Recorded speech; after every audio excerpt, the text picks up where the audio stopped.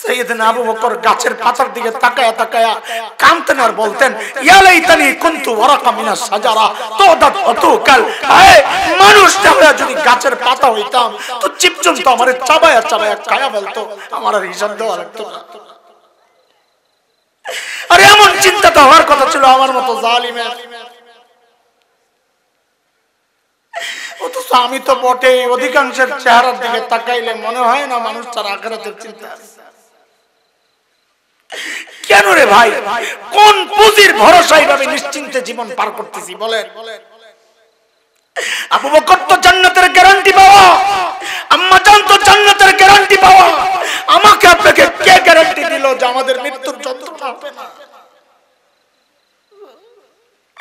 আমাকে আপনাকে কে গ্যারান্টি দিল যে আমাদের কবরের আযাব হবে না? আরে কার নাফরমানি করতেছেন একটু চিন্তা আছে মাথায়? কার নাফরমানি করতেছেন? ওই মালিকের, যে মালিক এত ভালোবাসেন আমাদের। কত ভালোবাসেন কোনদিন একটু চিন্তা করে দেখেছেন? আমি আপনি যখন দরজা জানলা আটকায়া গোপনে গুনাহ করি, আরে ওই গুনাহ অবস্থায়, গুনাহ চলতেছে ভেতরে, ওই গুনাহ অবস্থায় আমার মালিক দরজার নিচে দিয়া বাতাসের অক্সিজেন পাঠায়া দেন যেন আমি মইরা না যাই। আর এত মায়া করবেন না কেন? দুনিয়ায় আমাদেরকে সবচেয়ে বেশি ভালোবাসেন আমাদের মা। মার কলিজায় কত মায়া, মা জানেন। আর মাকে যে আল্লাহ বানাইছেন ওই আল্লাহ জানেন। আমি তো বলতে পারবো না, তবে কোরআন হাদিস থেকে বড়দের কিছু মাসআলা থেকে অনুমান করতে পারি। যেমন একটা মাসআলা তো এমন, কোন সন্তান যদি বাবা মায়ের আগে ইন্তেকাল করে, বাবা তো সন্তানের লাশের পেছনে পেছনে যাইতে পারে, বাবা তো সন্তানের কবরেও নামতে পারে। বলে কেন, বাবার কলিজায় কি মায়া নাই? বলে আছে। বাবাও চিৎকার করে করে কাঁদবে, কিন্তু বাবাকে আল্লাহ ওই শক্তি সামর্থ্য দিয়েছেন, সন্তানকে দাফন করে বাবা উপরে উঠতে পারবে। কিন্তু মায়ের জন্য সন্তানের লাশের পেছনে যাওয়া চলবে না, মায়ের জন্য সন্তানের কবরে নামা চলবে না। কেন? দুনিয়ায় এমন কোন পাগলনি মা নাই যে সন্তানকে দাফন করার জন্য কবরে নামবে, সন্তানকে দাফন করে নিজে সুস্থ অবস্থায় উপরে উঠবে, এমন কোন মা নাই। নিজেও লাশ হয়ে সন্তানের সাথে শুয়ে পড়বে। আরে এই যে মায়া, এত দরদ কেন? মা আমার চোখ বানাইছিলেন, বলে কান বানাইছে, মুখ বানাইছে, হাত পাও কিচ্ছু বানাইছে? কিচ্ছু বানান নাই। তাতেই মার কলিজায় এত মায়া। অল্প কয়েকদিন ভাড়াটিয়ার মতো পেটে ধারণ করেছেন, লালন করেছেন, তাতেই মার কলিজায় এত মায়া। তাইলে যেই আল্লাহ আমার চোখ বানাইছেন ওই আল্লাহর কত মায়া, যে আল্লাহ আমার চোখ বানাইছেন ওই আল্লাহর কত মায়া, যে আল্লাহ এত এত নিয়ামত দিয়ে আমারে বাঁচায় রাখছেন ওই মালিকের কত মায়া। ওই মালিকের নাফরমানি আর কত কাল চলবে যুবক? ও বাবার কত কাল চলবে বলে? কবে আপনি মালিককে একটু টাইম দিবেন? ও যুবক ভাই, আমার কথাগুলো যদি তোর হৃদয়ে টাচ না করে, আমি বলি কি, শোন, তুই আমার কাছে আছে, আমার আর সামর্থ্য নাই তোকে বুঝানোর, তুই আমার কাছে আছে, তোর পাওগুলো আমার সামনে মেলে দে, আমি তোর পাউডি জড়ায় ধরে সারা রাত পড়ে থাকি, তুই গুনাহ ছেড়ে দে বাবা, গুনাহ ছেড়ে দে, গুনাহ ছেড়ে দে। এই চোখ আল্লাহ গুনাহ করার জন্য দেন নাই, এই কান আল্লাহ গুনাহ করার জন্য দেন নাই, এই জবান আল্লাহ গুনাহ করার জন্য দেন নাই। আমি আপনি যখন গুনাহ করি, মালিক তখন পেছন থেকে ডাকতে থাকে, ইয়া আইয়ুহাল ইনসান মা গররাকা বিরাব্বিকাল কারীম। ওরে মানুষ, যে রব তোকে মায়া করে না চাইতে এত কিছু দিলেন, ওই কারীম রবের ব্যাপারে তোরে কে রে ধোঁকায় ফেললো? তুই কেমনে আমারে ভুলে গেলি? যে চোখ দিয়ে তুই সিনেমা দেখতেছস, আর ওই চোখ তো তোর নায়ক নায়িকা দেয় নাই, আমি আল্লাহ। আলহামদুলিল্লাহ, الحمد لله وكفى وسلام على عباده الذين اصطفى. أما بعد فأعوذ بالله من الشيطان الرجيم. بسم الله الرحمن الرحيم.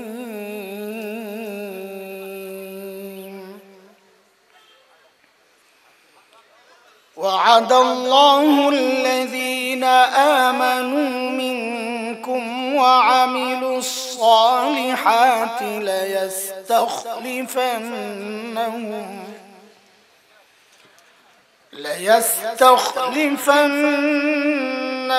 في الأرض كما استخلف الذين من قبلهم وليمكنن لهم دينهم الذي ارتضى لهم وليبدلنهم من بعد خوفهم أمنا يعبدونني لا يشركون بي شيئا ومن كفر بعد ذلك فأولئك هم الفاسقون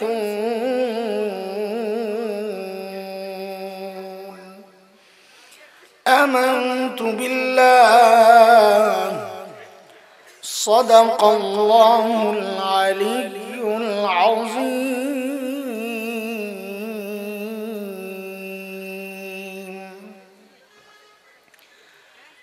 বৃহত্তর চন্দ্রপুর খাদিমুল কোরআন পরিষদ কর্তৃক আয়োজিত 2 দিন ব্যাপী তাফসীরুল কোরআন মাহফিলের আজকের সমাপনী দিবসের এই মুহূর্তের সম্মানিত সভাপতি উপস্থিত হযরত উলামায়ে কিরাম মুরব্বিয়ানে আযম দূর দূরান্ত থেকে আগত ইসলাম প্রিয় সুধী সমাজ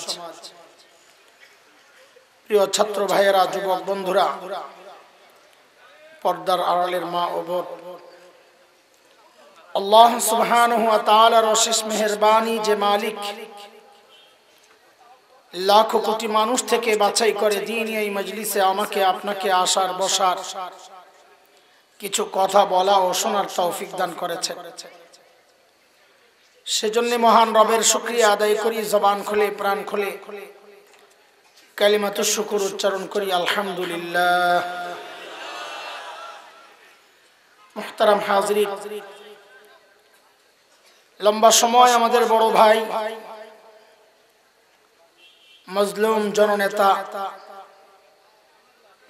হযরতুল আল্লামা জুনাইদ আল হাবিব দামাত বারাকাতুহুমুল আলিয়ার জবান থেকে ঈমান দীপ্ত কিছু কথা আপনারা শুনেছেন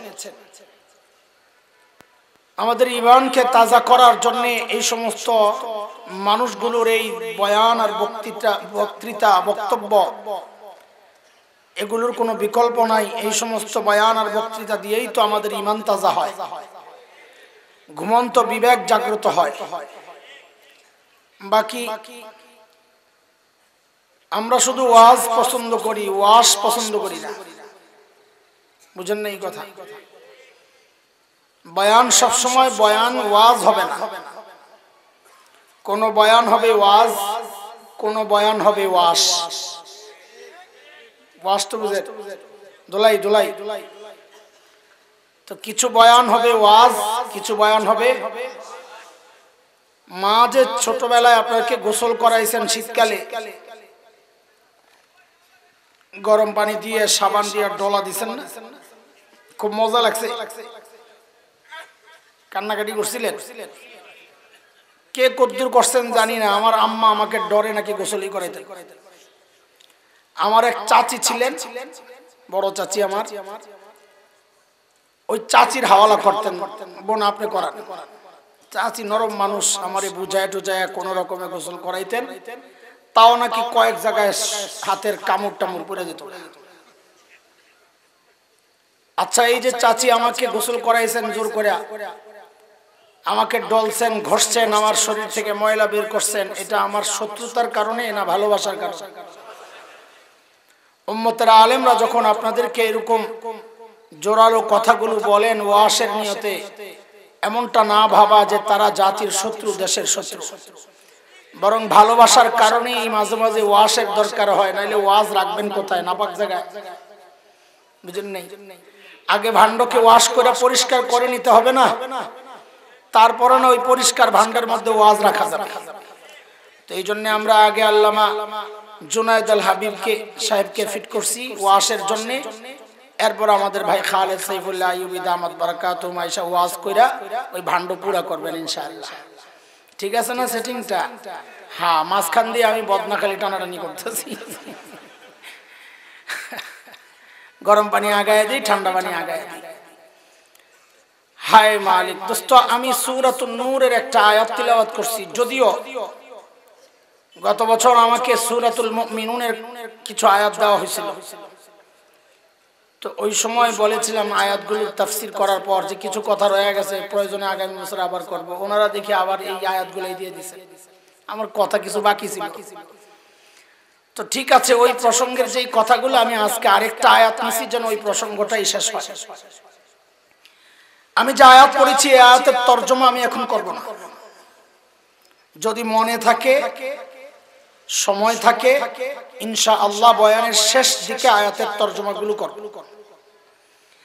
এর আগ পর্যন্ত আপনারা বুঝতে থাকেন যে এই আয়াতে আল্লাহ তাআলা কি বলতে চেয়েছে, এটা বলতে চাই। দোস্ত, আল্লাহ সুবহানাহু ওয়া তাআলা জমিনে যত নবী পাঠিয়েছেন আলাইহিমুস সালাতু ওয়াস সালাম, সমস্ত নবীদেরকে আল্লাহ কখন পাঠিয়েছে, কেন পাঠিয়েছে? আল্লাহ তাআলা যখন দেখেছেন দুনিয়ার মানুষ ধ্বংসের খাদে, চূড়ান্ত রকমের বিপদগ্রস্ত,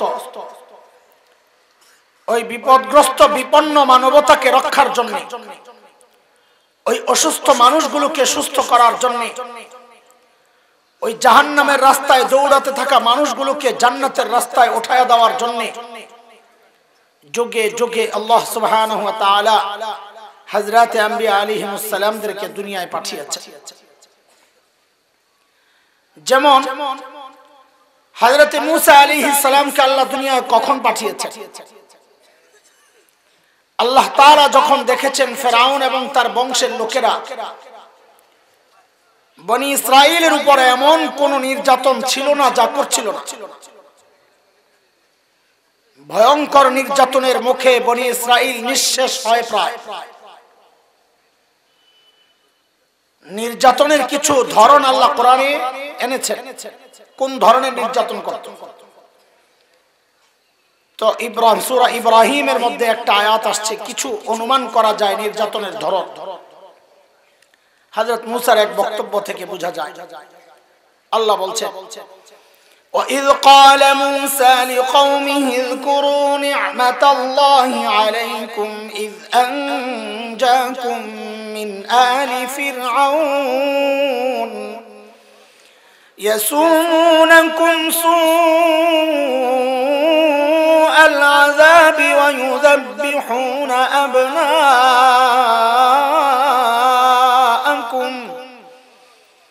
وَيَسْتَحْيُونَ نِسَاءَكُمْ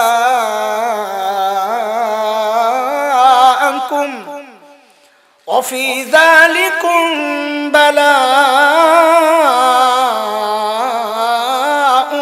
مِّن رَّبِّكُمْ عَظِيمٌ।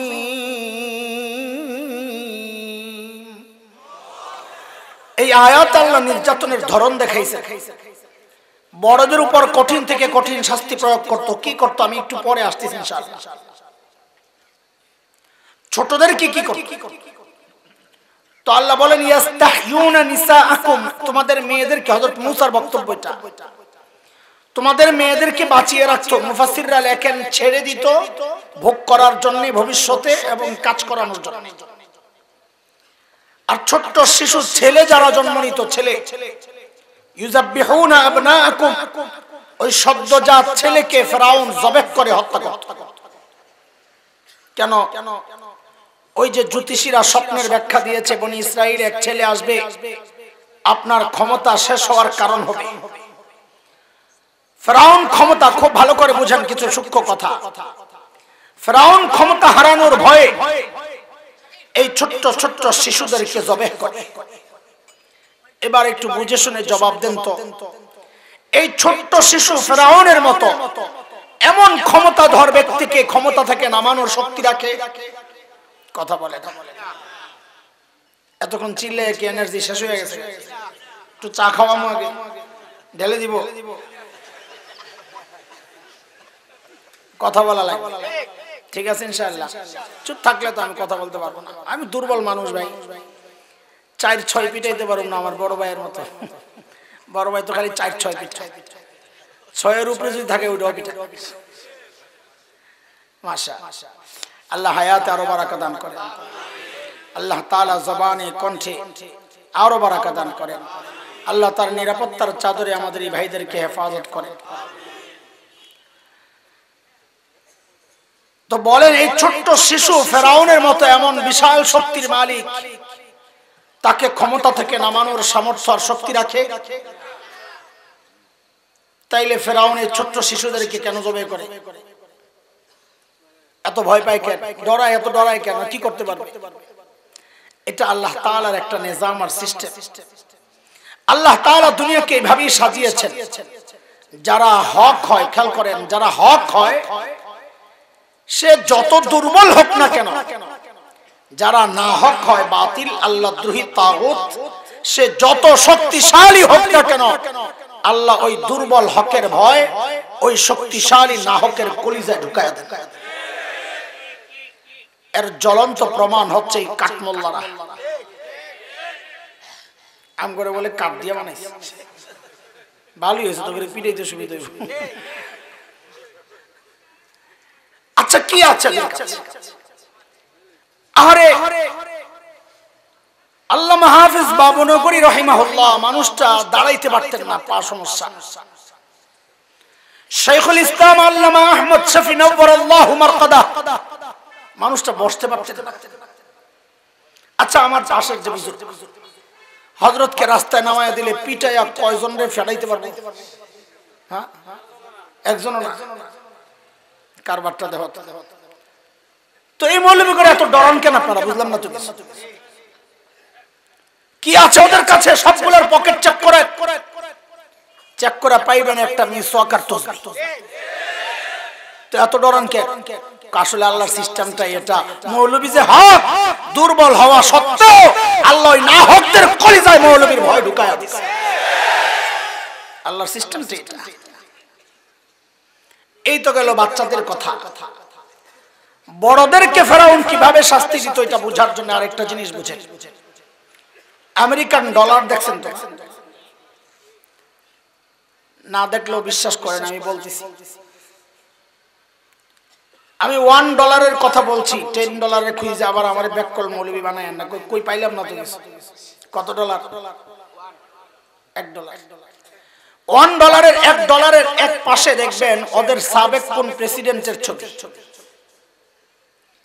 আরেক পাশে পিরামিডের ছবি। কিসের? ডলার কোন দেশি? আরে কথা বলে না। ডলার কোন দেশি? পিরামিড কোন দেশি? মিশরে। তো মিশরের পিরামিড কেন আমেরিকান ডলারে? আমেরিকার আর কোন বিল্ডিং ছিল না দেওয়ার মতো? হ্যাঁ, ওরা কি এত বোকা?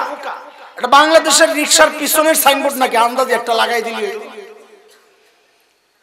লাগাইছে কি? এক পাশে বাইতুল মুকাররমের ছবি, আরেক পাশে লাগাইছে তাজমহলের ছবি। কই কিরে মিললো নি? না মিললে কি হইছে? সুন্দর তো লাগে। তো ওরা কি এত বোকা? কথা বলে না রে। দেখ শুন পোলাবাই, মুরব্বী করে আমি বলতেছি না। আমগো এমনি বদনাম, আমরা বলি পিটাই পোলাবাই না। মাদ্রাসার হুজুরকে বদনাম, ওই নোয়াখালীর হুজুরটা খুব আওয়াজ উঠাইছে। আমি বলি কি, বদনাম যেহেতু হইছি আর মাদ্রাসার ভিতরে পিটানি রেখে লাভ কি? এখন থেকে মাহফিলে লইয়া পিটানি যা করে ঠিকঠাক মতো জবাব দিবি না তো সব দিতে পিটাই। তো আমি নিজেই কাহিল হয়ে যাবো, দরকার নাই, মুরগি বানাই তো জবাব দিবি ঠিক মতো। এখনো তো জোরে কয়, এতক্ষণ চিল্লে তোরা কাহিল হয়ে গেল।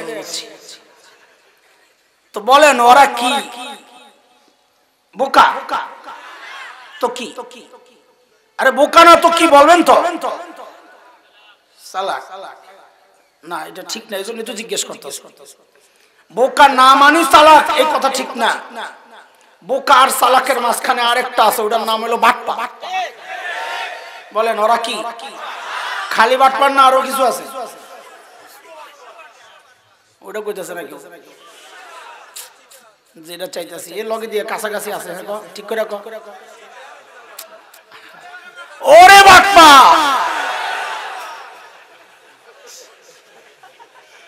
আমাদের এক ভাই শব্দ একটা বলছে মার্কেট পাইয়া গেছে জবানে বরকত আছে বুঝা গেল আল্লাহ আরো বরকত দান করুন তো বলেন আমেরিকানরা চালাক না বাটপার এইবার ঠিক আছে কয় ওরে বাটপার আমি কই চালাক না বাটপার কয় ওরে বাটপার বলবেন আমার থেকে এক কদম আগায় কেন ওরা বাটপার কেন চালাকটা কেন কারণ যে মালিক চিনে না মালিক মানে না ও চালাক হইতে পারে না এটা আমার কথা না এটা কোরআনের কথা সূরা আলে ইমরানের মধ্যে মালিক বলেছেন ইন্না ফি খালকিস সামাওয়াতি ওয়াল আরদি ওয়া ইখতিলাফিল লাইলি ওয়ান নাহার লাআয়াতিল লিউলিল আলবাব আল্লাহ বলেন যার মাথায় মগজ আছে সৃষ্টি দেখে সে তার রবকে চিনতে পারে বুঝা গেল যে রব চিনে না ওর মাথায় মগজ নাই ও বাটপার আচ্ছা ঠিক আছে বাটপারে এই পিরামিড লাগাইছে কেন বাটপার তো বাটপার এটা কোন বাটপার লাগাইছে লাগাইছে আবার দেখবেন পিরামিডের উপরে চোখ একটা দিয়ে রাখছে কয় চোখ মানুষের চোখ কয়টা লাগাইছে কয়টা আরেক ঝামেলা কিরে ভাই তোরা কি শুরু করলি ওদেরকে এত বোকা ভাইবেন না দোস্ত ওদের প্রত্যেকটা চিহ্নের মধ্যে প্রত্যেকটা কোণা বাঁক প্রত্যেকটা সংখ্যা অক্ষর এমনকি প্রত্যেকটা কালারের মধ্যে এক একটা উদ্দেশ্য আছে তো বলে এই পিরামিডের কি উদ্দেশ্য আর ওই চোখের কি উদ্দেশ্য তো শুনেন এই যে আজকের কাগজে অর্থ ব্যবস্থা আমাদের দেশের টাকা কাঠের না লোহা কাগজে এই কাগজে অর্থ ব্যবস্থা এটা ইহুদিদের সৃষ্টি কাদের আমাদের খেলাফত চলেছে স্বর্ণ মুদ্রায় রৌপ্য মুদ্রায় ওদেরকে যে বাটপার আমি খামাখা বলি ওরা আমাদের সোনা জমা রাখা হাতে কাগজ ধরাই দিয়েছে না তোরা চল যাইয়া কেইসা বাটপারের বাটপার কি বাটপার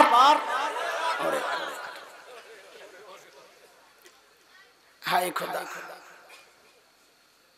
এই কাগজে অর্থ ব্যবস্থা এটা ইহুদিদের সৃষ্টি গোটা দুনিয়ার অর্থ ব্যবস্থা ওরা নিয়ন্ত্রণ করে এমনকি আমেরিকার অর্থ ব্যবস্থা ওদের ওই টাকা নোট এটা ইহুদিদের তৈরি তো ওরা এই পিরামিড আর এক চোখ কেন দিছে কারণ ইহুদিদের বিশ্বাস হচ্ছে এই পিরামিড ওদের রক্তের স্মৃতিচিহ্ন এখানে ওদের জাতির রক্তের চিহ্ন আছে কেন ওই যে ফেরাউনের নির্যাতনের কথা শোনাইতেছিলাম ইহুদিদের বিশ্বাস হচ্ছে ফেরাউন যখন এই পিরামিড বানায় দেখেন পিরামিডের ইতিহাস ফেরাউনের অনেক হাজার বছর আগে কিন্তু হযরতে মূসা আলাইহিস সালামের সময়ের ফেরাউন যে পিরামিড বানায় উচ্চতা এটা 10 তলার উপরে এত উপরে এই বিশাল আকারের পাথরগুলো ওরা কিভাবে ওঠায়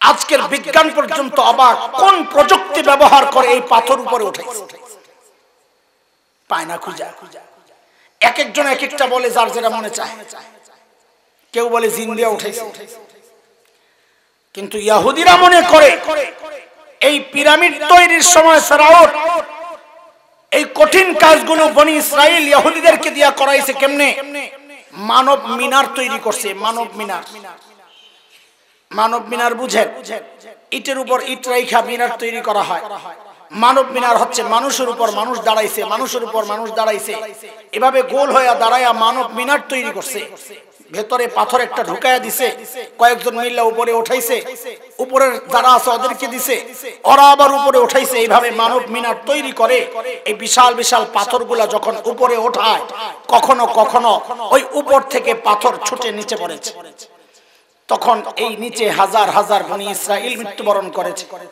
এজন্য ইহুদিরা মনে করে এই পিরামিড হচ্ছে ওদের রক্তের স্মৃতিচিহ্ন আচ্ছা বুঝলাম তো এক চোখ কেন দিছস এক চোখ হচ্ছে দাজ্জালের সিম্বল কার দাজ্জালের চোখ কয়টা থাকবে কানা দাজ্জাল আমরা বলি না ঠিকই আছে হাদিসের কথা আওয়ার কানা এক চোখ নাই ইহুদিদের বিশ্বাস এই দাজ্জাল হচ্ছে ওদের ত্রাণকর্তা মুক্তিদাতা এজন্য ওরা পিরামিডের উপরে এক চোখ দিয়া দুনিয়ার মানুষকে একটা থ্রেট আর ধমক দিয়া রাখছে, হুমকি।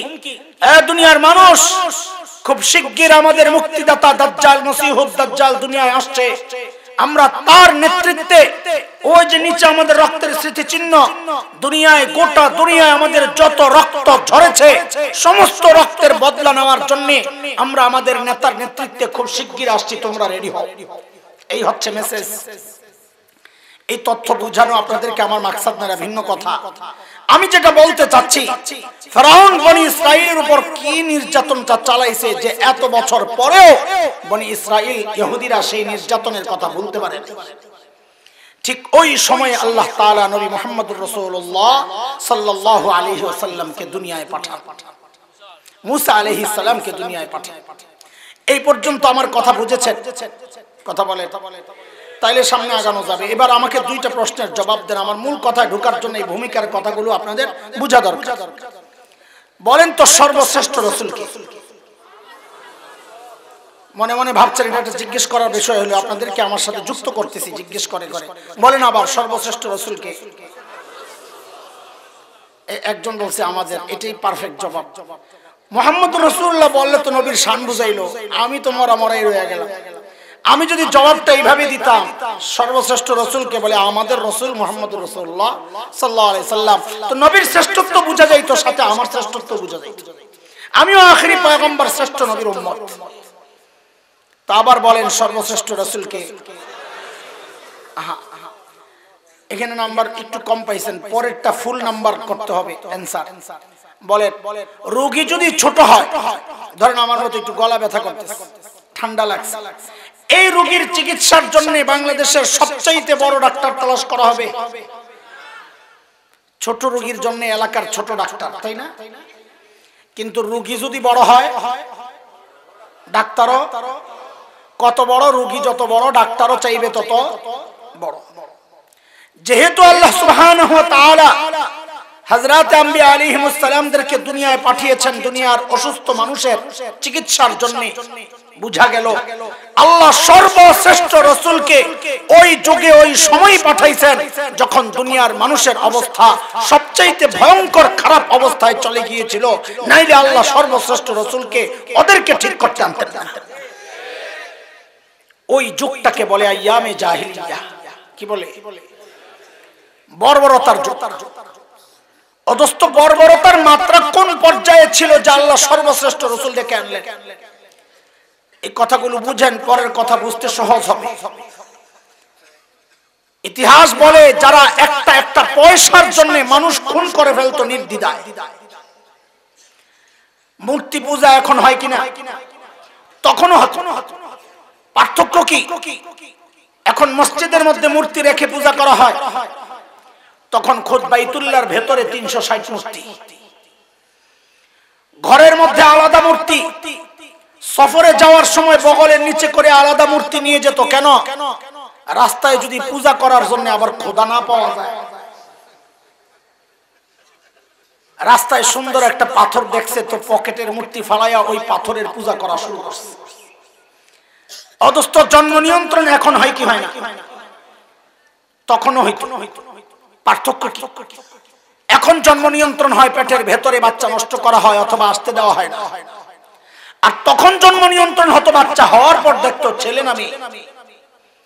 যদি দেখছে ছেলে তো রেখে দিত, আর যদি দেখছে মেয়ে, এটা বাবার জন্য ছিল সামাজিক কলঙ্ক, আমি মেয়ের বাবা। এই কলঙ্ক থেকে বাবা বাঁচার জন্য বাবা নিজ হাতে নিজের কলিজার টুকরা মেয়েকে জীবন্ত দাফন করে দিত। এই ছিল বর্বরতার অবস্থা। মানুষগুলো এই লেভেলের বর্বর কেন হলো, এতটা খারাপ কেন হলো? মূল কারণ কি? আমাদের দারুল উলুম দেওবন্দের প্রায় 50 বছরের মুহতামিম প্রিন্সিপাল হাকিমুল ইসলাম কারি তৈয়ব রহমতুল্লাহ আলাইহি এর মৌলিক কারণ বলেছেন দুইটা।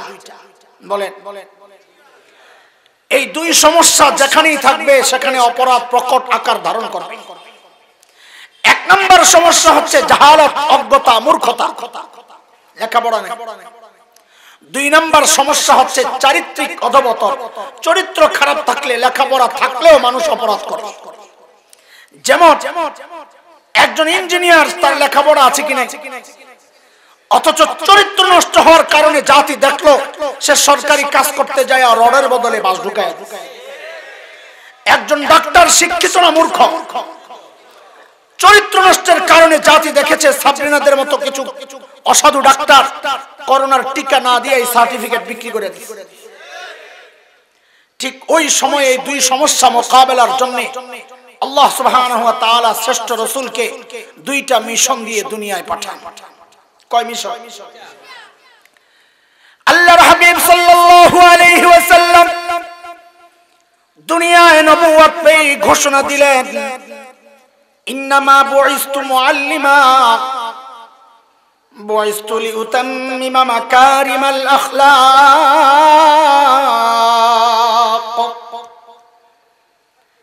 নবী ঘোষণা দিলেন, আল্লাহ আমাকে দুইটা মিশন দিয়ে দুনিয়ায় পাঠিয়েছেন। এক নাম্বার, আমি শিক্ষক, আমারে কি বানায় পাঠাইছেন? আমার নবী কি ছিলেন? দুই নাম্বার, নবী বলেন আল্লাহ আমাকে সর্বোচ্চ উন্নত চরিত্র মাধুর্য দিয়া দুনিয়ায় পাঠিয়েছেন যেন আমি আমার এই উন্নত চরিত্র দিয়া ওই বর্বর মানুষগুলোর পেছনে মেহনত করে করে ওদেরকে সেরা মানুষ বানাতে পারি। কয় মিশন? এক নাম্বার, বলেন আমার নবী কি ছিলেন? আমার নবীকে বলা হয় উম্মি নবী। উম্মির অর্থ না বুঝার কারণে অনেকে বলেন নবী জাহেল ছিলেন, মূর্খ ছিলেন। নাউযুবিল্লাহ মিন যালিক। আমার নবী মূর্খ থাকবেন থাক, দূরের কথা, আমার নবী সব শিক্ষিত মানুষের শিক্ষক। আপনারা জেনারেল শিক্ষিত মানুষ অনেকেই, বেশিরভাগ। আমি কিছু কথা বলবো এখন, আমার মূল কথা শুরু হচ্ছে, যে কারণে এই ভূমিকাটা সাজাইলাম। আপনাদের এই কথাগুলো কষ্ট লাগতে পারে, তবে আপনাদের কাছে আমি ক্ষমা চাইয়া নিচ্ছি। আল্লাহকে হাজির নাজির রেখে বলছি, আপনাদের কারো শিক্ষা ব্যবস্থাকে তুচ্ছ তাচ্ছিল্য করার জন্য, ছোট আর খাটো করার জন্য আমি আমার এই কথাগুলো বলছি না। আমার কথা বলার একটাই উদ্দেশ্য, সেটা হচ্ছে আমরা কোরআনী শিক্ষায় যারা শিক্ষিত, কোরআনের সাথে যারা আছি, সেই আলিয়া হোক আর কওমি হোক, আমরা ঠকি নাই। আপনারা যদিও আমাদেরকে মনে করেন পশ্চাৎপদ জাতি, এরা এই দুনিয়ার সাথে এদের কোনো মিল নাই, আপনারা মনে করতে পারেন, কিন্তু আমরা মনে করি আমরা ঠকি নাই। আপনাদেরকে ওই পয়গাম দিতে আসছি, দোস্ত আপনিও ঠইবেন না। নিজে যদি ঠকে থাকেন, অন্তত নিজের সন্তানকে ঠগায়েন না। একটু বুঝেন আমার কথা। আমরা যারা মাদ্রাসা শিক্ষার সাথে আছি, আমি আবারও বলছি, কওমি হোক আলিয়া হোক, আমি এই জায়গায় তারতম্য করতে রাজি না। হ্যাঁ, সম্পর্কটা কারো গাঢ় কারো হালকা, কিন্তু একটা সম্পর্ক আছে, সেটা হচ্ছে আমরা যারা মাদ্রাসা শিক্ষার সাথে, আমাদের একটা গর্বের জায়গা, এটা গর্ব যে আমাদের শিক্ষার গোড়ায় মুহাম্মদুর রাসূলুল্লাহ সাল্লাল্লাহু আলাইহি ওয়াসাল্লাম। এটা আমাদের গর্ব। আপনাদেরকে যদি একটু জিজ্ঞেস করি, আপনারা বলেন তো বুঝে শুনে, আপনার শিক্ষার গোড়ায় কে? খুঁজতে থাকবেন, পাবেন না খুঁজে। কারণ আসমানি জ্ঞান ছাড়া দুনিয়ার যত শিক্ষা ব্যবস্থা আছে, সমস্ত শিক্ষার গোড়ায় একজন জাহেল আর মূর্খ। আমি জানি আপনাদের খারাপ লাগছে, কিন্তু আমার কথাগুলো শেষ পর্যন্ত শুই না। এরপরে যদি খারাপ লাগে, আমি অগ্রিম মাফ চাই নিছি, আমার মাফ করে দিয়ে। আপনাদেরকে খোঁচানোর জন্য, জ্বালানো আর কষ্ট দেওয়ার জন্য কথাগুলো বলছি না, বলছি আপনাদের হৃদয়ে আফসোসের আগুন জ্বালাইতে। আপনি জানিয়ে গর্ব করছেন, এটা আফসোসের করার কথা। আমি বুঝাইয়া দেই, আপনি বুঝেন। বলে আমাকে আর কেউ পাস করে নাই, ম্যাট্রিক পাস। একটু বুঝে শুনে বলেন তো, এই সর্বপ্রথম ম্যাট্রিক পাস ছাত্রের শিক্ষক কোন পাস? 9 পাস। শাবাশ, মাশাআল্লাহ, 9 পাস পাইলাম শিক্ষকরে, 9 পাস শিক্ষক। এখন ধরে নেন, এই শিক্ষক যদি হয় সর্বপ্রথম 9 পাস, তো তার শিক্ষক কোন পাস? এই তো লাইনে পড়ে গেছেন, কোন পাস? 8 পাস। এবার আমি খালি প্রশ্ন করব, আপনারা উত্তর দিবেন। আমার প্রশ্নের সাথে খালি লাগাইলেন সর্বপ্রথম। বলেন এই 8 পাস শিক্ষকের শিক্ষক কোন পাস? 7 এর শিক্ষক, 6 এর শিক্ষক, 5 এর শিক্ষক, 4 এর শিক্ষক, 3 এর শিক্ষক, 2 এর শিক্ষক, 1 এর শিক্ষক। তা আপনারা 0 বলছেন, আমি জাহেল আর মূর্খ বলছি, একই তো কথা। কিন্তু আমাদের শিক্ষা ব্যবস্থার গোড়ায় মুহাম্মদুর রাসূলুল্লাহ সাল্লাল্লাহু আলাইহি ওয়াসাল্লাম। আপনি বলবেন ওইটা কেমনে হুজুর? হ্যাঁ, আজকে একটা কথাও না বুঝা উঠবেন না, আপনাদের কাছে আমার অনুরোধ। যে বুঝবেন না দাঁড়ায় যাবেন, হুজুর বুঝি না এই কথা, আমি আবার বলবো, অসুবিধা নেই। জীবনে আসি কি আর আইনা না, একবারে শেষ করে যাই যা করে। দেখেন, আমি বুখারী শরীফ পড়েছি আলহামদুলিল্লাহ। এখানে পড়নেওয়ালা পড়ানেওয়ালা অনেক আলেম আছেন, আল্লাহ শুকর আলহামদুলিল্লাহ। আমি বুখারী পড়েছি ঢাকার ফরিদাবাদ মাদ্রাসা এবং দেওবন্দে। ধরেন কথার কথা বুখারীর প্রথম হাদিস, ইন্নামাল আমালু বিন্নিয়াত আল হাদিস। এই হাদিস আমার ওস্তাদ ঢাকার ফজিলাতুল শেখ আল্লামা আব্দুল হাফিজ রাহমাতুল্লাহি আলাইহি। দেওবন্দে পড়েছি আমার এই হাদিসের ওস্তাদ শেখুল হাদিস আল্লামা নাসির খান রাহমাতুল্লাহি আলাইহি। আমার এই দুই ওস্তাদের ওস্তাদ মানে আমার দাদা ওস্তাদ শাইখুল আরব ওয়াল আজম হযরত হুসাইন আহমদ মাদানী নওয়ারাল্লাহু মারকাদাহ, তার ওস্তাদ শাইখুল হিন্দ মাহমুদ হাসান দেওবন্দি রাহমাতুল্লাহি আলাইহি, তার ওস্তাদ ব্রিটিশ বিরোধী আন্দোলনের অন্যতম সিপাহসালার মুজাহিদে মিল্লাত দারুল উলুম দেওবন্দের অন্যতম প্রতিষ্ঠাতা কাসিমুল উলুম আল খায়রাত ইমাম কাসিম নানতুবি রাহমাতুল্লাহি আলাইহি, তার ওস্তাদ শাহ আব্দুল গনি মুজাদ্দিদ দেহলভী রাহমাতুল্লাহি আলাইহি, তার ওস্তাদ শাহ মুহাম্মদ ইসহাক দেহলভী রাহমাতুল্লাহি আলাইহি, তার ওস্তাদ শাহ আব্দুল আজিজ মুহাদ্দিস দেহলভী রাহমাতুল্লাহি আলাইহি, তার ওস্তাদ শাহ ওলিউল্লাহ মুহাদ্দিস দেহলভী রাহমাতুল্লাহি আলাইহি, তার ওস্তাদ আবু তাহের আল মাদানী রাহমাতুল্লাহি আলাইহি, তার ওস্তাদ ইব্রাহিম কুরদি রাহমাতুল্লাহি আলাইহি, তার ওস্তাদ আহমদ আল কশাশি রাহমাতুল্লাহি আলাইহি, তার ওস্তাদ আহমদ আশ-শিনাবি রাহমাতুল্লাহি আলাইহি, তার ওস্তাদ যাইনুদ্দিন আল মিসরি রাহমাতুল্লাহি আলাইহি, তার ওস্তাদ মুহাম্মদ আর রমালি রাহমাতুল্লাহি আলাইহি, তার ওস্তাদ আহমদ ইবনে আলী আল হাজার আসকানি রাহমাতুল্লাহি আলাইহি, তার ওস্তাদ ইব্রাহিম আত-তানুখি রাহমাতুল্লাহি আলাইহি, তার ওস্তাদ আবুল আব্বাস আল হাজ্জার রাহমাতুল্লাহি আলাইহি, তার ওস্তাদ আবু আলী আজ-জুবাইদি রাহমাতুল্লাহি আলাইহি, তার ওস্তাদ আবুল ওয়াক্ত আস-সিজজি রাহমাতুল্লাহি আলাইহি, তার ওস্তাদ আবুল হাসান আদ-দাউদি রাহমাতুল্লাহি আলাইহি, তার ওস্তাদ আবু মুহাম্মদ আস-সরখসি রাহমাতুল্লাহি আলাইহি, তার ওস্তাদ আবু আব্দুল্লাহ ফিরাবি রাহমাতুল্লাহি আলাইহি, তার ওস্তাদ মুহাম্মদ ইবনে ইসমাঈল ইমাম বুখারী রাহমাতুল্লাহি আলাইহি, তার ওস্তাদ হুমায়দি রাহমাতুল্লাহি আলাইহি, তার ওস্তাদ সুফিয়ান আস-সাউরি রাহমাতুল্লাহি আলাইহি, তার ওস্তাদ ইয়াহইয়া ইবনে সাঈদ আল-আনসারী রাহমাতুল্লাহি আলাইহি, তার ওস্তাদ মুহাম্মদ ইবনে ইব্রাহিম আত-তাইমি রাহমাতুল্লাহি আলাইহি, তার ওস্তাদ আলকামা ইবনে ওয়াক্কাস আল-লাইসি রাহমাতুল্লাহি আলাইহি, তার ওস্তাদ উমর ইবনুল খাত্তাব রাদিয়াল্লাহু আনহু, তার ওস্তাদ মুহাম্মদুর রাসূলুল্লাহ সাল্লাল্লাহু আলাইহি ওয়াসাল্লাম।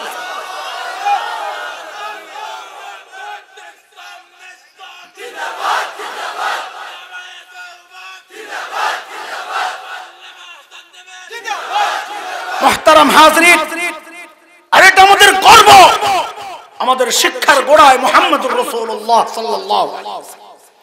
কি নিয়ে গর্ব করেন? হ্যাঁ, কি নিয়ে নিজের এত উঁচু মনে করেন? আমি দেখাচ্ছি, আমার কাছে আছে একটা হীরার টুকরা, ওই হীরার টুকরা আছে আমার কাছে। আপনি ওখান থেকে আমার ভেঙচি মারছেন, একটা হীরার টুকরা আমার কাছে আছে, আসছে অনেক বেশি। কি আছে তোমার কাছে? এক ট্রাক বালু আছে। আপনারা আমি কেমনি বুঝাবো? আমি দেখাই কি, আপনি দেখান কি নিয়ে গর্ব করছে? আল্লাহর হাবিব সাল্লাল্লাহু আলাইহি ওয়াসাল্লাম ওই দুই মিশনে যখন বর্বরদের পেছনে মেহনত শুরু করলেন, আহারে এখন ওই বর্বরদের চেহারার পরিচয় পাল্টায় গেছে। বলে নতুন পরিচয় বলেন। বলে আমি কি বলবো? নবীকে জিজ্ঞেস করো। নতুন পরিচয় আল্লাহকে জিজ্ঞেস করো। তো নবীকে জিজ্ঞেস করেছি, ইয়া রাসূলুল্লাহ ওই বর্বরদের নতুন পরিচয় বলেন। তো নবী বলেন, খায়রুল কুরুনি করনি। এরা বর্বর আরব নাই, এরা মানব ইতিহাসের শ্রেষ্ঠ মানুষ হয়ে গেছে। আল্লাহকে জিজ্ঞেস করলাম, মালিক এই বর্বরদের নতুন পরিচয় বলেন। তো মালিক বলেন সীমাহুম ফি ওয়ুজুহিহিম মিন আসারিস সুজুদ, ওদের চেহারার মধ্যে সিজদার চিহ্ন দেখবা। বলে মালিক এটা তো বাহিরের চিহ্ন, ভেতর দিয়া সদরঘাট বাইরে ফিটফাট, আবার এমন কিনা? মালিক বলেন না না না, আমার নবীর সাহাবীদের বাহিরটাও এক নাম্বার, ভেতরটাও এক নাম্বার, কারণ আমি ওদের ভেতরের পরীক্ষা নিয়েছি, ওই পরীক্ষায় ওরা পাস। উলাইকাল্লাযীনা ইমতাহানাল্লাহু কুলুবাহুম লিত্তাকওয়া লাহুম মাগফিরাতুন ওয়া রিজকুন কারীম। আল্লাহ বলেন ওদের বাহিরও এক নাম্বার, ভেতরও এক নাম্বার। আল্লাহু আকবার। আচ্ছা শুনে, কোন সময় আমার ভাই আয়া পড়ে, চলেন আমরা বয়ানটা একটু সংক্ষেপে গুছাইয়া দেই আপনার ঘরে, যেন আপনারা বয়ানটা মনে রাখতে পারে যে আজকে কি বয়ান হয়েছে। উড়া দুরা বইলে শেষ করে গেলাম, কিচ্ছু নাই আগামাতা, এমন যেন না হয়। না বাড়ি নেওয়ার নিয়ত করেন নাই বয়ান? কথা বলেন, বাড়িতে নিবেন নি বয়ান? আজকের বয়ান বাড়িতে নিবেন না এই পর্যন্ত শেষ? যদি বাড়িতে না নেন তো আমিও শুরু করি উড়া দুরা, যা করে আল্লাহ। যদি নেন তো একটা সুতার মধ্যে আপনাদেরকে বয়ানটা গেঁথে দেই, তো সুবিধা হবে বুঝতে, আমার বুঝাইতে, আপনাদের নিয়ে যাইতে। আজকের বয়ান হচ্ছে 6 কথার বয়ান।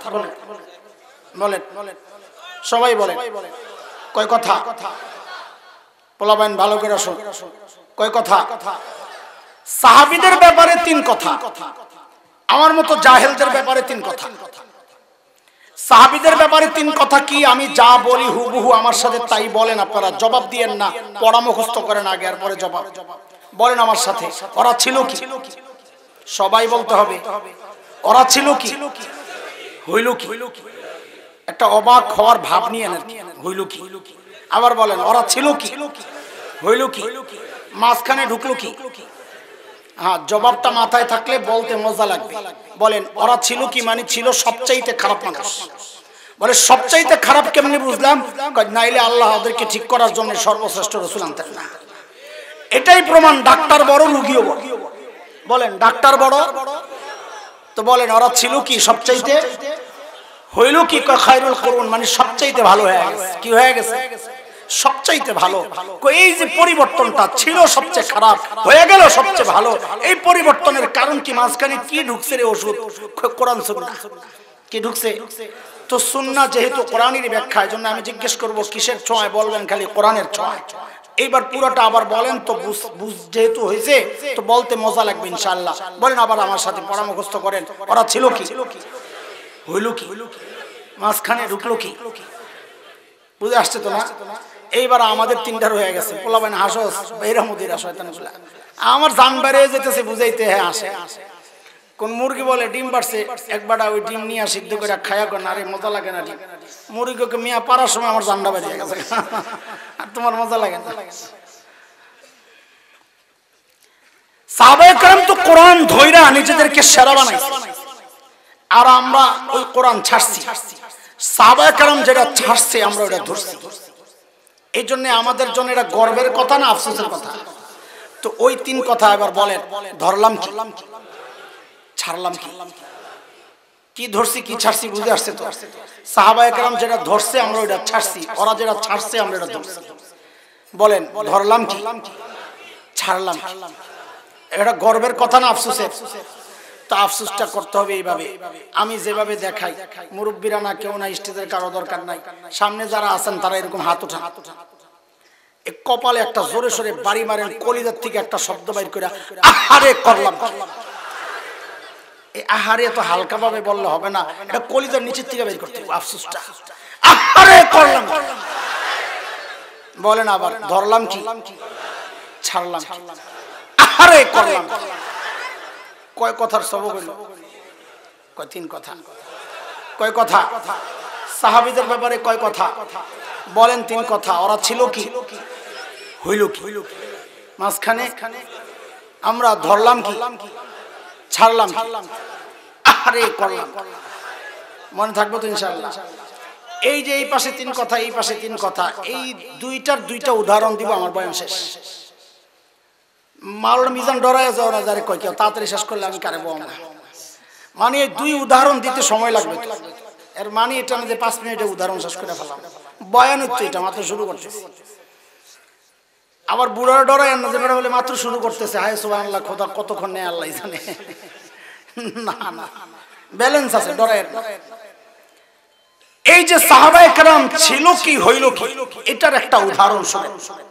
যাহারে কি মানুষ কোরআনের ছোঁয়ায় কি হয়ে গেল, একটা উদাহরণ দেখেন। আবারও আমার নিজের অবস্থান, কি বলে এটাকে, আত্মপক্ষ সমর্থন, যেটা নিজের অবস্থানটা পরিষ্কার করি। গাল গল্প আর কিসসা বলে বলে সময় নষ্ট করার হাতে সময় আমার নাই। মূল কথা বলি তো শেষ করতে পারি না, গল্প বলে টাইম পাস করার সময় কোথায়? তাও বুঝানোর জন্য মাঝে মধ্যে কিছু গল্পের পেছনে ছুটি, কিন্তু নিশ্চিত জানেন এই গল্পগুলো বানোয়াট না, গ্রহণযোগ্য কিতাব থেকে নাও। আমি সূত্র দিয়ে দিচ্ছি যেন খুঁজে পাওয়া যায়। আরবের বিখ্যাত লেখক আব্দুর রহমান রফাত বাশা রাহিমাহুল্লাহ গোটা আরবের সমাদৃত বিখ্যাত কিতাব সাহাবীদেরকে নিয়ে লেখা সুয়ারুম মিন হায়াতিস সাহাবা। যারা নেট চালান, ওই মুরব্বী আলেমরা, ছাত্ররা না, তারা নেট থেকে নামায় নিতে পারেন, পিডিএফ পাওয়া যায়। সুয়ারুম মিন হায়াতিস সাহাবা, তালিফ শেখ আব্দুর রহমান রফাত বাশা রাহিমাহুল্লাহ। ওই কিতাবের প্রথম ঘটনা এটা আমি যেটা শোনাচ্ছি। আল্লাহর নবীর এক শ্রেষ্ঠ সাহাবী হযরত সাঈদ ইবনে আমির আল জুমাহি রাদিয়াল্লাহু আনহু। মাথায় রাখতে হবে আমি কি বলছি মানুষগুলো ছিল কি হইল কি উদাহরণ, বুঝতে আসছে কথা। হযরত সাঈদ ইবনে আমির আল জুমাহি মুসলমান হয়েছেন একটু দেরিতে, হিজরতের কিছু পর। হযরত খুবাইব রাদিয়াল্লাহু আনহুর নির্যাতনের ওই ঘটনা দেখা দিল পাল্টাইছে। দেরিতে মুসলমান হলেও মুসলমান হয়েছেন বড় পাক্কা। কত পাক্কা যে হযরত ওমর রাদিয়াল্লাহু আনহু যখন খলিফা, ওমর নরম মানুষ না গরম মানুষ? কত গরম। আবু বকর আর ওমর রাদিয়াল্লাহু আনহুমা সম্পর্কে আসছে। সাইয়েদনা আবু বকর যখন ঘর থেকে বের হতেন, বাচ্চারা চারদিক থেকে দৌড়ায় দৌড়ায় আসতো আবু বকররে ধরে।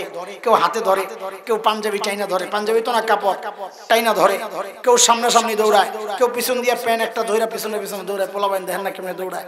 আর আবু বকরও বড় মায়ার মানুষ, কারো নাক টান দিয়ে একটু আদর করে দেয়, কারো কানটা একটু টানে দেয়, কারো মাথার মধ্যে এরকম, কাউরে একটু বুকে জড়ায়, কাউরে কান্দে লইয়া চলতেছে হিমালয়ানের বাসিওয়ালা। কিন্তু সাইয়েদনা ওমর পুরা উল্টা। ওমর বের হইছেন ঘর থেকে, রাস্তার ওই মাথায় ওমর, এই মাথায় দাঁড়ায় দাঁড়ায় দুইজন কথা বলতেছে। যেই দেখছে ওমর বের হইছে, আস্তে করে দুইজন দুদিকে গেছে। নবী আলাইহিস সালাম তো বলেছেন ওমর কত গরম, যে ওমর যেই রাস্তা দিয়া চলে শয়তানের ডরে ওই রাস্তায় থাকে না, আরেক রাস্তায় যায়। ছোট্ট একটা চুটকি শোনায় ফেলাই মনে পড়ছে। মসজিদে নববীতে একটা গেট আছে, বাবে ওমর, ওমর গেট। সাইয়েদনা ওমর দিক দিয়ে আসা যাওয়া করতেন, স্মৃতি হিসাবে ওই গেটটা বানাইছে। শিয়ারা হযরত ওমরের প্রতি বিদ্বেষ আর ঘৃণা লালন করার কারণে ওই গেটটা দিয়ে আসা যাওয়া করে না, যে ওমরের দিক দিয়ে আসা যাওয়া করছে আমরা জানি না। তো আরবের এক সাহিত্যিক বড় চমৎকার এক চুটকি লেখছেন, হায় ওমর, আল্লাহ আপনার উপর রহম করেন। আপনি যখন জীবিত ছিলেন, আপনি যে রাস্তা দিয়ে চলতেন, শয়তান ওই রাস্তায় চলতো না। আজকে আপনি মারা গেছেন, এখনো শয়তানের দোসররা ওই রাস্তা দিয়ে চলে না। সুবহানাল্লাহ। হযরত সাঈদ কতটা সৎ ছিলেন যে এত গরম ওমর যখন খলিফা, হযরত সাঈদ এসে বুঝান, ওমর আল্লাহ দায়িত্ব দিয়েছেন ঠিকঠাক মতো আদায় করে, নাইলে কিন্তু খবর আছে। সাহস কি বেটার দেখছেন?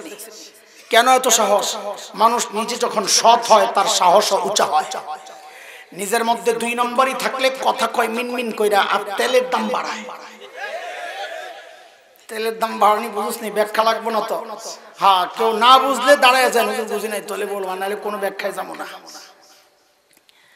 হযরত ওমর একদিন ধরছেন, মিয়া খালি ওয়াজ করো, দায়িত্ব লো। এটা যে বলছেন জিদ করে না। ওমর চিন্তা করছেন এমন একজন অনেস্ট মানুষকে দায়িত্ব দেওয়া দরকার। মানুষ নেতা যদি সৎ হয় তো জনগণের শান্তি, দেশের শান্তি, মুক্তি। আজকে আমার সমাজে এই নৈরাজ্যতা, এত অপরাধ কেন? আমাদের দুর্ভাগ্য, আমাদের অধিকাংশ নেতাই হচ্ছে অসৎ। হযরত ওমর সাঈদ ইবনে আমির আল জুমাহিকে সিরিয়ার এক শহর হিমসের গভর্নর বানায়া পাঠায়া দিয়েছে। সামনের কথাগুলো বোঝার জন্য 2টা কথা একটু বুঝে নেন। যে এলাকার মানুষ যত ধনী হয় ওই এলাকার জনপ্রতিনিধি যারা হন, মেম্বার, চেয়ারম্যান, এমপি, তারাও সাধারণত ধনী হন।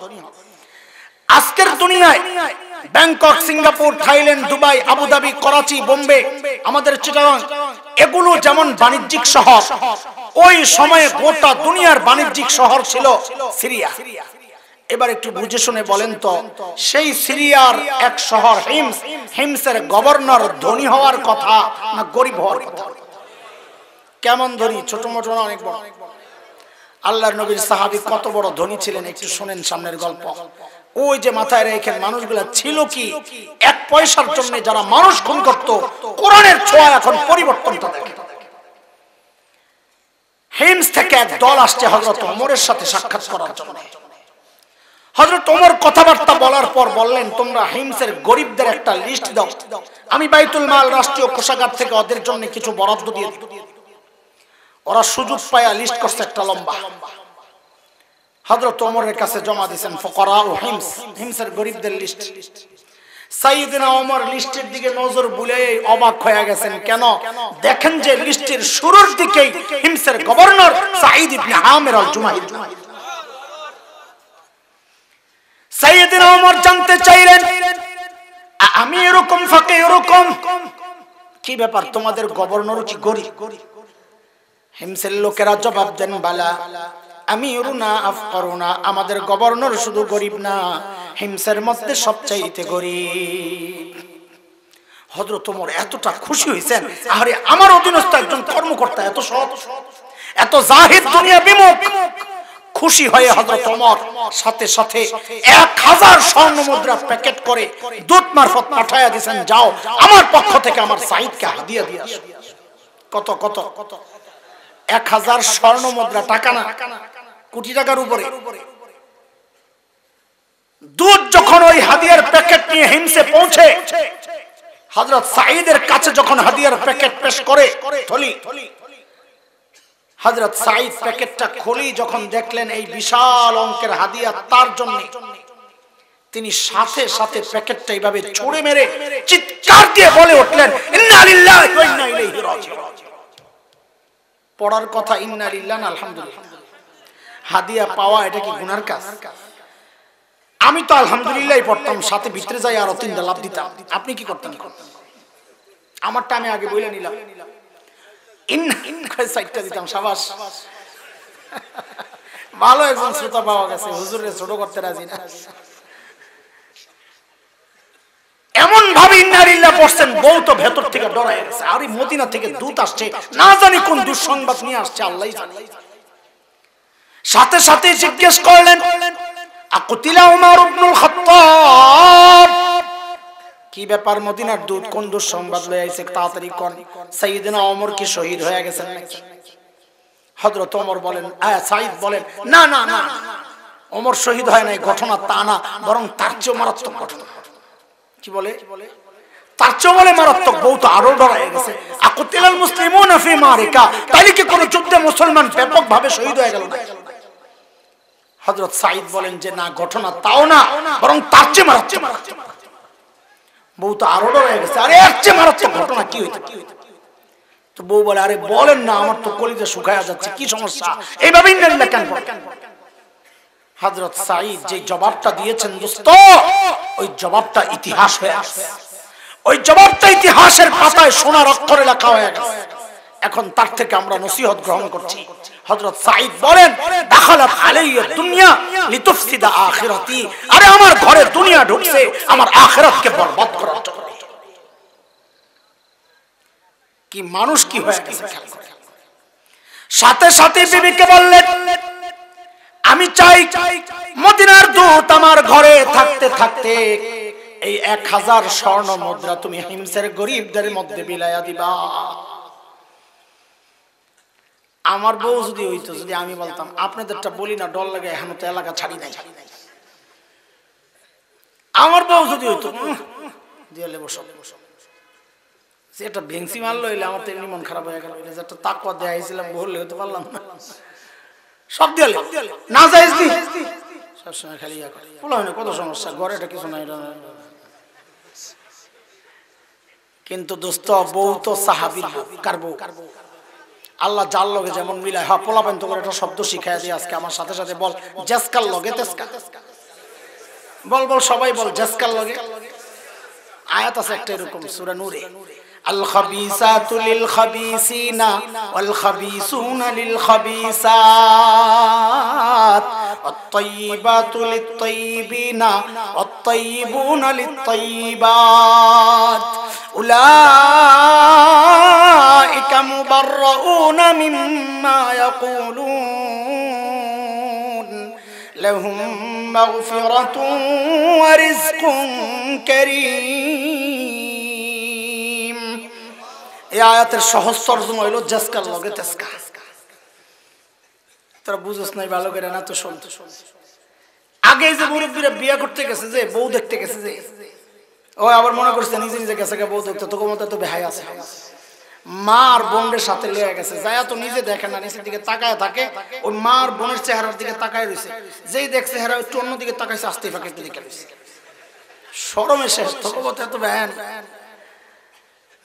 তো জিজ্ঞেস করছে, নিজে করে নাই, করছে মার বোন, এগো নামাজ কয় ওয়াক্ত, কোন ওয়াক্তে কত রাকাত, নামাজ কয় ওয়াক্ত কইছে তো কতক্ষণ কাঁপছে। এরপরে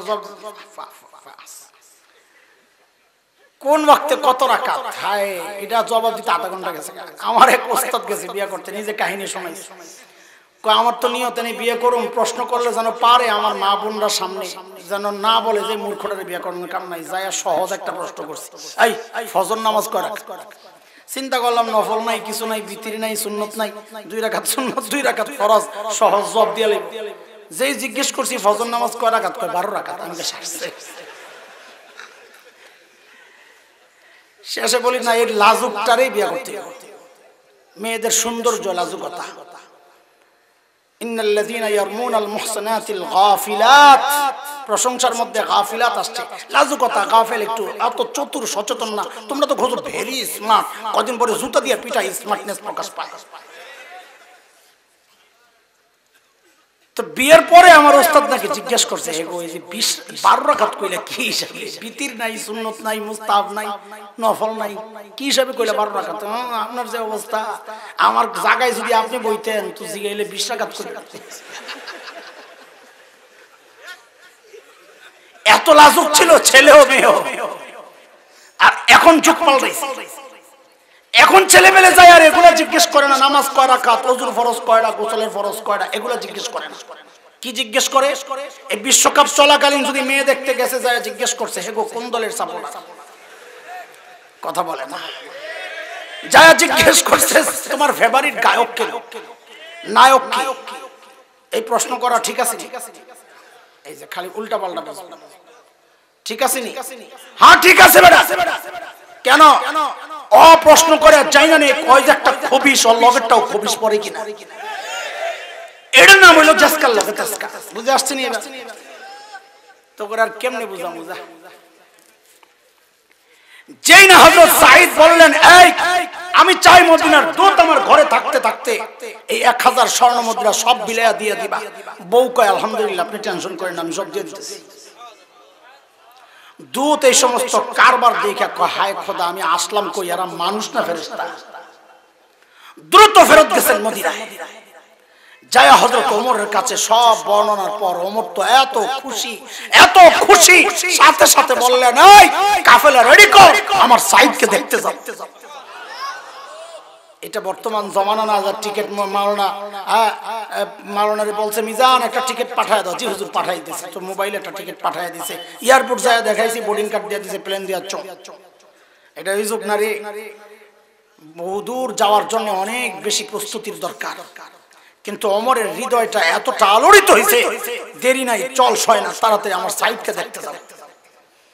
সাইয়েদনা ওমরের কাফেলা যখন হিমসে ঢুকে, গোটা হিমস যেন ভেঙে পড়ে। চারদিক থেকে হাজারো মানুষ ছুটে ছুটে আসছে। কেন? আরে আমাদের আমিরুল মুমিনিন আসতেছেন মদিনা থেকে, আল্লাহর নবীর শ্রেষ্ঠ সাহাবী আসতেছেন ওমর এক নজরে দেখার জন্য। বিশাল মজমা, হাজারো মানুষ জমা হয়ে গেছে। এই ভালো করে শুনেন, খেয়াল করেন।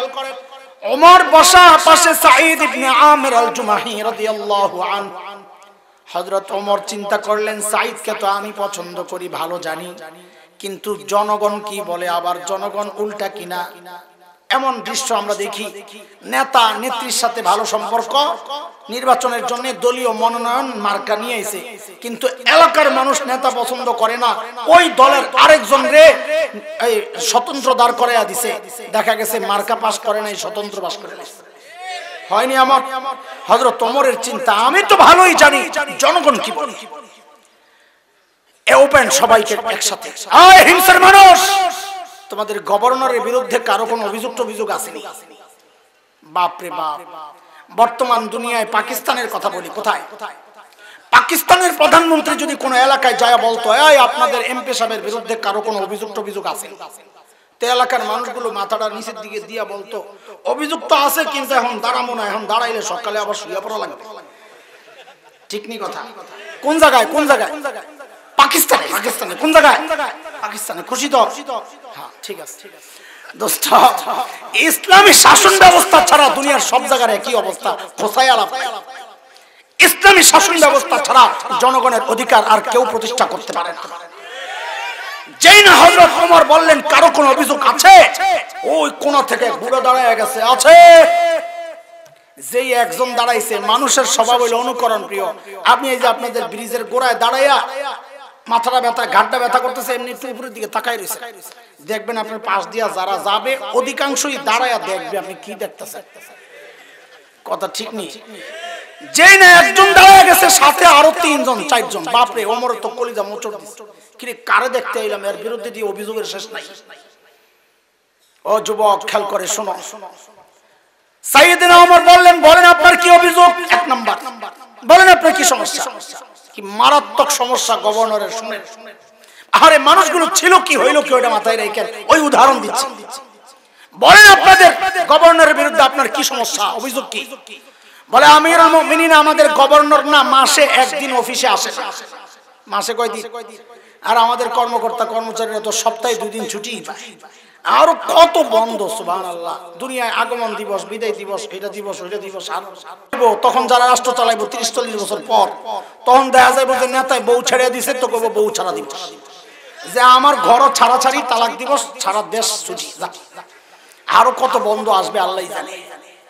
অথচ ইসলামী শাসন ব্যবস্থায় জনতার অভিযোগ হচ্ছে গভর্নর মাসে কয়দিন অফিসে আসে না? বলেন কয়দিন?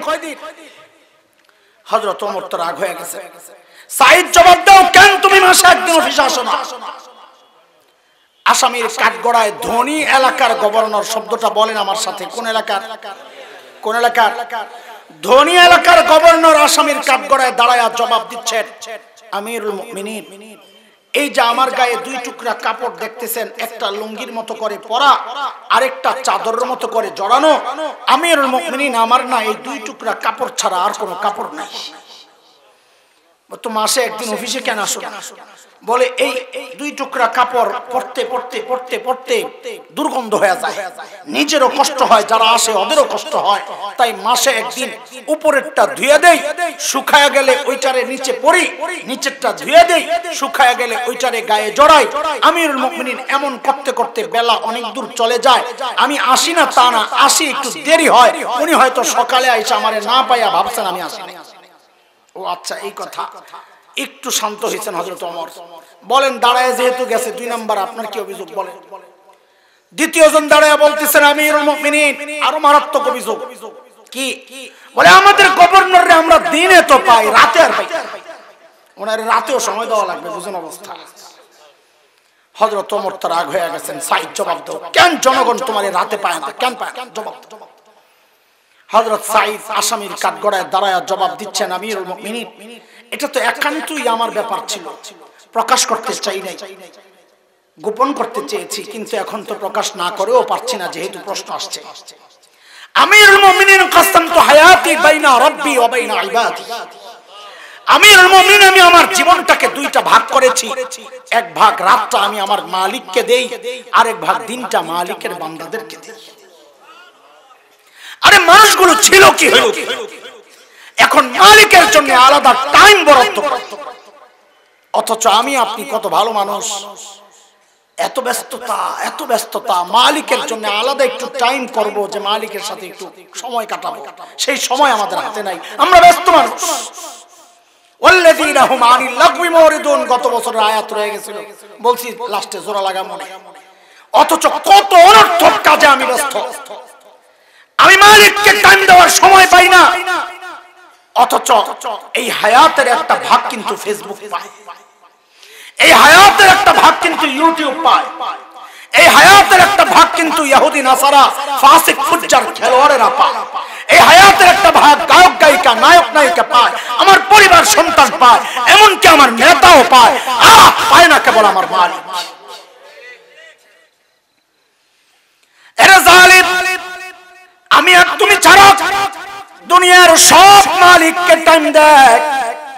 ওই একটা গাছের দিকে তাকায়া দেখো, কি মনে হয় গাছটা বুঝি এমনি দাঁড়ায় আছে? না না না, ওই গাছটাও দাঁড়ায়া দাঁড়ায়া মালিকের তাসবিহ পড়ে। যে কুকুরটাকে তুমি নিকৃষ্ট প্রাণী মনে করে দাঁড়ায় দাও, ওই কুকুরটাও রুকুর হালতে মালিকের তাসবিহ পড়ে।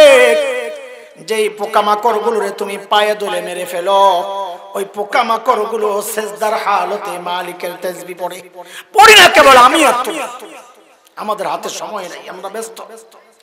সময় একদিন আসবে কিন্তু করার থাকবে না কিচ্ছু। সেদিন চিৎকার করে করে কাঁদবো আর বলবো, ইয়া লাইতানি কদ্দামতু লিহায়াতি। আহারে, সময় মতো যদি একটু পুঁজি বানায় আসতাম, এখন আর এই বিপদে পড়া লাগে না। এই জন্য বলি রে যুবক, এই মাহফিল গুলো বছরে একবারই হয়, এখান থেকে নতুন এক জীবনের শপথ নিয়ে যাও। আমি তোমাদের ভাই, বড় ভাই বলো, বাবা বলো, যাই বলো না কেন, তোমাদের পায়ে হাতটা রাইখা এই মেসেজটা দেই রে বান্দা, মালিকের জন্য টাইম দাও। মালিকের জন্য, মালিকের সামনে পুঁজি কি পেশ করবা? কি পুঁজি বানাইছো? আরে কার কি পুঁজি আছে বলেন? কে কি পুঁজি নিয়ে বসে আছেন বলেন? পুঁজির একটা ছোট্ট ঘটনা আপনাদেরকে শোনাই, সাম্প্রতিক কালের। আমার হৃদয়ে তো খুব নাড়া দিছে, এই জন্য আমি ঘটনাটা খুব বলতেছি। দেখেন আপনাদের হৃদয়ে লাগে কিনা। আমার মাদ্রাসার এক শিক্ষক একদিন আমারে ডাক দিয়ে বলতেছেন, ভাইজান আপনার একটা ভিডিও দেখাই বসে। খুব মনোযোগ, যুবকরা মনোযোগ আসেনি? শোন, তোদের জন্যই তো কথাগুলো বলা। দেখি কোন এক আরব দেশের টেলিভিশনের একটা প্রোগ্রাম ভিডিওতে, কোন আরব দেশ আমি জানি না, ওই ভিডিওতে একটা ছোট্ট বাচ্চার সাক্ষাৎকার নেওয়া হচ্ছে। বাচ্চাটার বয়স বড় জোর 13-14 হবে। তো 13-14 বছরের বাচ্চা কি অনেক বড়? ছোট্ট বাচ্চা। বাচ্চাটার চোখ নাই, অন্ধ। অন্ধ মানে চোখ নাই বলতে খোলা আছে এরকম না, আরবিতে বলে মাকফুফুল আইন, একদম লেপটানো চোখ, চামড়া এরকম লাগা। তো উপস্থাপক যিনি প্রোগ্রাম পরিচালনা করছেন, তিনি বাচ্চাটাকে জিজ্ঞেস করতেছেন, আচ্ছা তোমার যে চোখের নিয়ামতটা নাই, তুমি কি এই নিয়ামত মালিকের কাছে ফেরত চাও? বাচ্চাটা ভাবলে সিন জবাব দিয়ে দিল যে না, আমি এই নিয়ামত ফেরত চাই না। আমি তো অবাক হয়ে গেছি, আরে বলে কি? ভাবলাম বাচ্চা মানুষ তো, এই জন্য বুঝে নাই চোখের নিয়ামত কত বড় নিয়ামত। এই জন্য বলে দিছি যে আমার লাগবে না, আমি ফেরত চাই না। তা আমি তো ভিডিও দেখে অবাক হয়েছি, কিন্তু যিনি সামনাসামনি বসা তিনি তো আরো বেশি অবাক হওয়ার কথা, তাই না? তো তিনি খুব অবাক হয়ে জিজ্ঞেস করলেন, লিমাজা, আরে এই নিয়ামত তুমি কেন ফেরত চাও না? বাচ্চাটার জবাব শুনে বুঝছি বোকা তো দেখি ও না, বোকা তো দেখি আমি। এই ছোট্ট বাচ্চার কি পবিত্র চিন্তা! আল্লাহ, আল্লাহকে হাজির নাজির রেখে বলছি, ওর জবাবটা শুনে আমি সাথে সাথে কান্না করি। আরে বললো কি? আমি লক্ষ্য করতেছিলাম ওই যে উপস্থাপক যিনি, তিনিও এরকম করে কান্না শুরু করছেন। তার কান্না দেখে আমার অবস্থা আরো বেশ। আমি নিজের আর ঠিক রাখতে না পাইরা টয়লেটে ঢুকছি, দরজা লাগাইয়া, গোসলখানার ভিতরে দরজা লাগাইয়া ভিতরে অনেকক্ষণ কাঁদছি। কাঁদতে কাঁদতে একটু হালকা হইয়া মুখ টুক ধুইয়া বের হয়েছি। বাচ্চাটা বলে কি জানেন, ওকে যখন জিজ্ঞেস করা হলো এই চোখের নিয়ামত তুমি ফেরত চাও, বল না চাই না। বলে আর কেন চাও না? ও দেখেন কি পুঁজি বানাইছে, যুবক দেখো কি পুঁজি বানাইছো। ও বলে চাই না এজন্য হাসরের মাঠে যখন বিচার শুরু হয়ে যাবে, তখন যখন আমার সিরিয়াল আসবে আমি যেন আমার মালিকের সামনে নত জানু হইয়া বৈশা বলতে পারি, ও আমার মালিক, ও আমার মালিক, ওগো মালিক, দুনিয়ায় তো তুমি আমার এই চোখের নিয়ামতটা দাও নাই মালিক, আমি চাইও নাই, ওগো মালিক এই উসিলায় কি আজকে আমার আযাবটাকে একটু কমায়া দেওয়া যায় না মালিক। আমি কাঁদতেছিলাম উল্টা চিন্তা করি যে হায় কি বললো ও, আমার চিন্তাটারই পাল্টাইয়া দিছে। আমি উল্টা চিন্তায় কাঁদতেছিলাম যে আমার যখন সিরিয়াল আসবে তখন যদি আমার মালিক ঠিক উল্টা প্রশ্ন আমারে করেন, উল্টা প্রশ্ন। কি প্রশ্ন? এরে হাসান জামিল, তোরে তো এই চোখের নিয়ামতটা দিছিলাম, তুই তো ভোগও করছস, এখন আযাবটা একটু বাড়াইয়া দেই তো, আমি কি জবাব? তোরকে জবানের নিয়ামত দিছি, তুই ভোগ করছস, হাত পাও সহ কত নিয়ামত করে দিছি, তুই ভোগও করছস, এখন আযাবটা একটু বাড়ায়া দেই তো, আমি কি জবাব? এর যুবক তুমি কি জবাব? বাবা ভাই আপনারা কি জবাব দিবেন বলেন? কি পুঁজি এমন বানাইছেন যার কারণে এত নিশ্চিন্ত বসে আছে? কি পুঁজি বানাইছেন? হ্যাঁ পুঁজি তো আছে, নাই যে তা না, পুঁজি আছে। সেই পুঁজি হচ্ছে গুনার পুঁজি, গুনাহ। এই জন্য সূরা মুমিনুনের যে আয়াতগুলো ছিল গত বছরের, সেখানে আছে একটা আল্লাযীনা হুম লিযাকাতি ফাইলুন। যাকাতের এক অর্থ তো যাকাত দেওয়া, আর এক হচ্ছে নিজেকে গুনাহ থেকে পবিত্র রাখা। গুনার পুঁজি গুনাহ, চুল পেকে সাদা হয়ে গেছে, গুনাহ ছাড়তে পারি না। দাড়ি পাইকা সাদা হয়ে গেছে, গুনাহ ছাড়তে পারি না। আমি জিজ্ঞেস করি গুনাহ ছাড়বেনটা কবে আপনি? কবে ছাড়বেন গুনাহ? মালিক যেন আমাকে আপনাকে ডেকে ডেকে জিজ্ঞেস করতেছেন। সূরা হাদীদে আসছে, আলাম ইয়ানিল্লাযীনা আমানু আন তাখশা কুলুবুহুম লিযিকরিল্লাহ। এর ঈমানদার, আল্লাহর ভয়ে তোর অন্তরটা কেঁপে ওঠার সময় কি হয় নাই? আর কত বলেন তো, আর কত? যুবক তুই ভাবিস না আল্লাহ তোকে ওই বুড়ার মতো চুল পাকা পর্যন্ত সময় দিবে, দাড়ি পাকা পর্যন্ত সময় দিবেন না রে বাপ, না না। কার কখন মৃত্যু চলে আসে কে জানে। কত বাবাকে দেখলাম নিজের সন্তানের লাশ কাঁধে নিয়ে যাইতেছে। আরে কে জানে এই মজলিসে এমন কেউ আছে যার খবর নাই, গাফেল, খবর নাই তার মৃত্যু তার দুয়ারে, তার কাফনের কাপড় বাজারে সে বসে আছে, এখানে খবর নাই। আরে এমনও তো হতে পারে কালকে খবর পেতে পারে বয়ান করে গেল মাওলানা হাসান জামিল তো দুনিয়ায় নেই, এই খবরও তো আছে। কোন ভরসায় ভাবে নিশ্চিন্ত বসে আছে? হ্যাঁ, আম্মা জান আয়েশা রাদিয়াল্লাহু আনহা জান্নাতের সুসংবাদ পাওয়া, অথচ আম্মা জান আল্লাহর আদালতে দাঁড়াইতে হবে ওই ডরে, অথচ দাঁড়ানো লাগবে না, বিনা হিসাবে জান্নাত।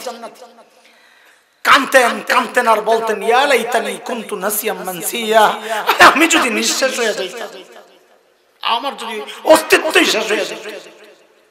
বাবা আবু বকর তো আরো আগায়া দূরে নির্জনে চলে যেতেন। আবু বকর চিৎকার করে করে কাইন্দা নিজেকে ধিক্কার দিয়ে দিয়া বলতেন, ইবনে আবি কুহাফা, এরে আবু কুহাফার বেটা, তুই মানুষ কেন?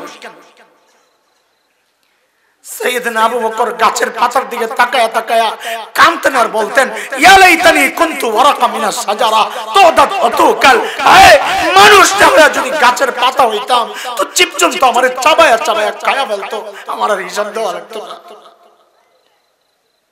আর এমন চিন্তা তো হওয়ার কথা ছিল আমার মতো জালিমের। অথচ আমি তো বটে অধিকাংশের চেহারার দিকে তাকাইলে মনে হয় না মানুষ তার আখিরাতের চিন্তা।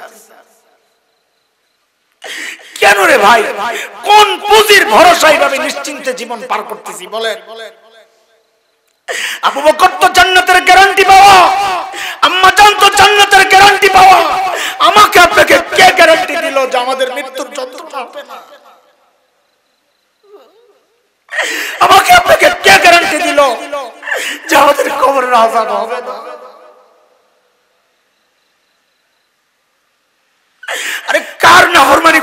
একটু চিন্তা আছে মাথায়?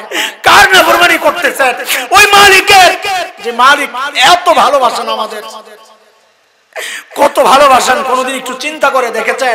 আমি আপনি যখন দরজা জানলা আটকায়া গোপনে গুনাহ করি, আরে ওই গুনাহ অবস্থায়, গুনাহ চলতেছে ভেতরে, ওই গুনাহ অবস্থায় আমার মালিক দরজার নিচে দিয়া বাতাসার অক্সিজেন পাঠায়া দেন যেন আমি মইরা না যাই। আরে এত মায়া করবেন না কেন? দুনিয়ায় আমাদেরকে সবচেয়ে বেশি ভালোবাসেন আমাদের মা। মার কলিজায় কত মায়া, মা জানেন আর মাকে যে আল্লাহ বানাইছেন ওই আল্লাহ জানেন।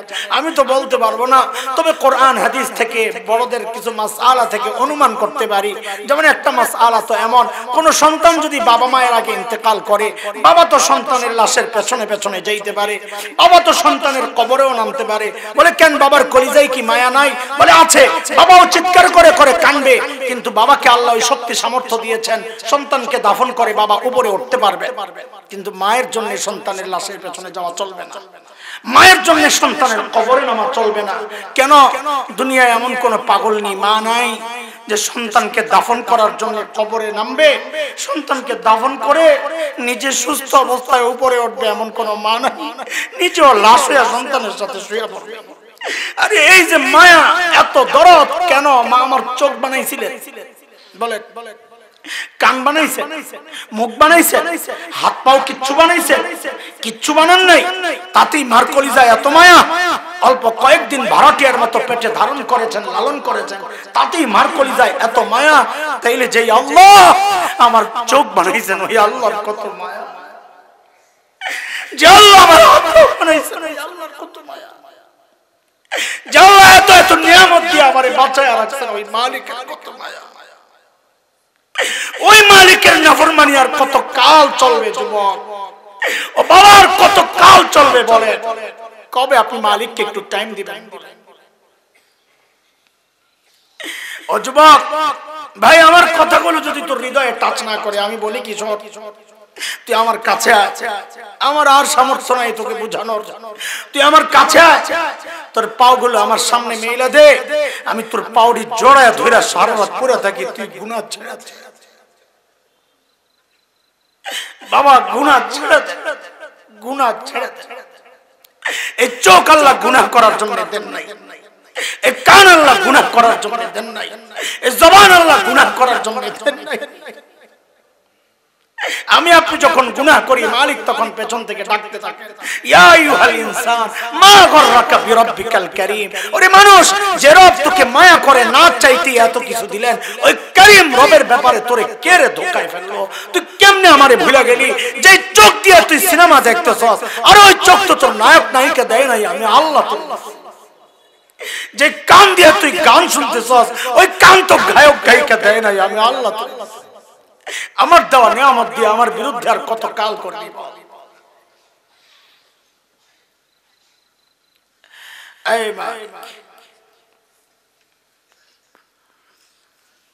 মুহতারাম হাজির, হযরত সাঈদ ইবনে আমির আল জুমাহির ঘটনা অনেক লম্বা, পুরা ঘটনা শোনাইতে গেলে অনেক সময় দরকার।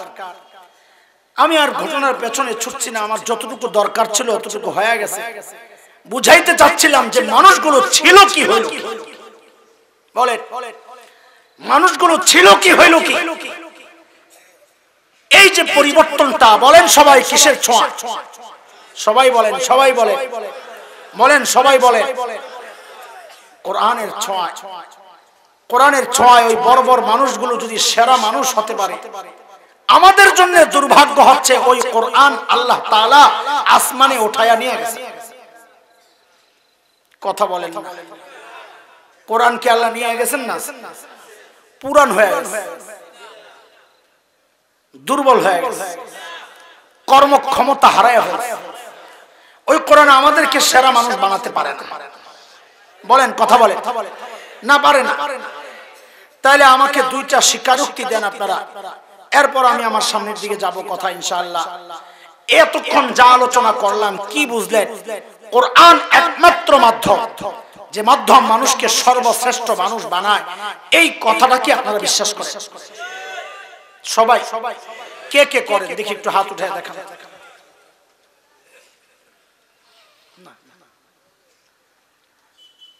হাত নামা। আরেকটা স্বীকারোক্তি, একটা কি দিবেন মনে রাখেন, পরে কিন্তু পল্টি মারবেন না, আমাদের অভ্যাস, আমরা আস্তে ঘুরে যাই। আপনারা আমাকে বলেছেন, আপনারা স্বীকার করেন যে কোরআন একমাত্র মাধ্যম, যে মাধ্যম মানুষকে সর্বশ্রেষ্ঠ মানুষ বানায়, ঠিক আছে না এই কথায়? আরেকটা স্বীকারোক্তি, আপনারা কি আপনাদের সন্তানকে সর্বশ্রেষ্ঠ মানুষ বানাতে চান? সবাই চান? কে কে চান? বাচ্চারাও তোলেন, আপনাদের বাচ্চা হবে না ইনশাআল্লাহ? সবাই চান, মাশাআল্লাহ। হাত নামা। আমি শুরুতে বলেছি আমি আপনাদের কাছে ক্ষমা চাই, আমাকে মাফ করে দিয়ে।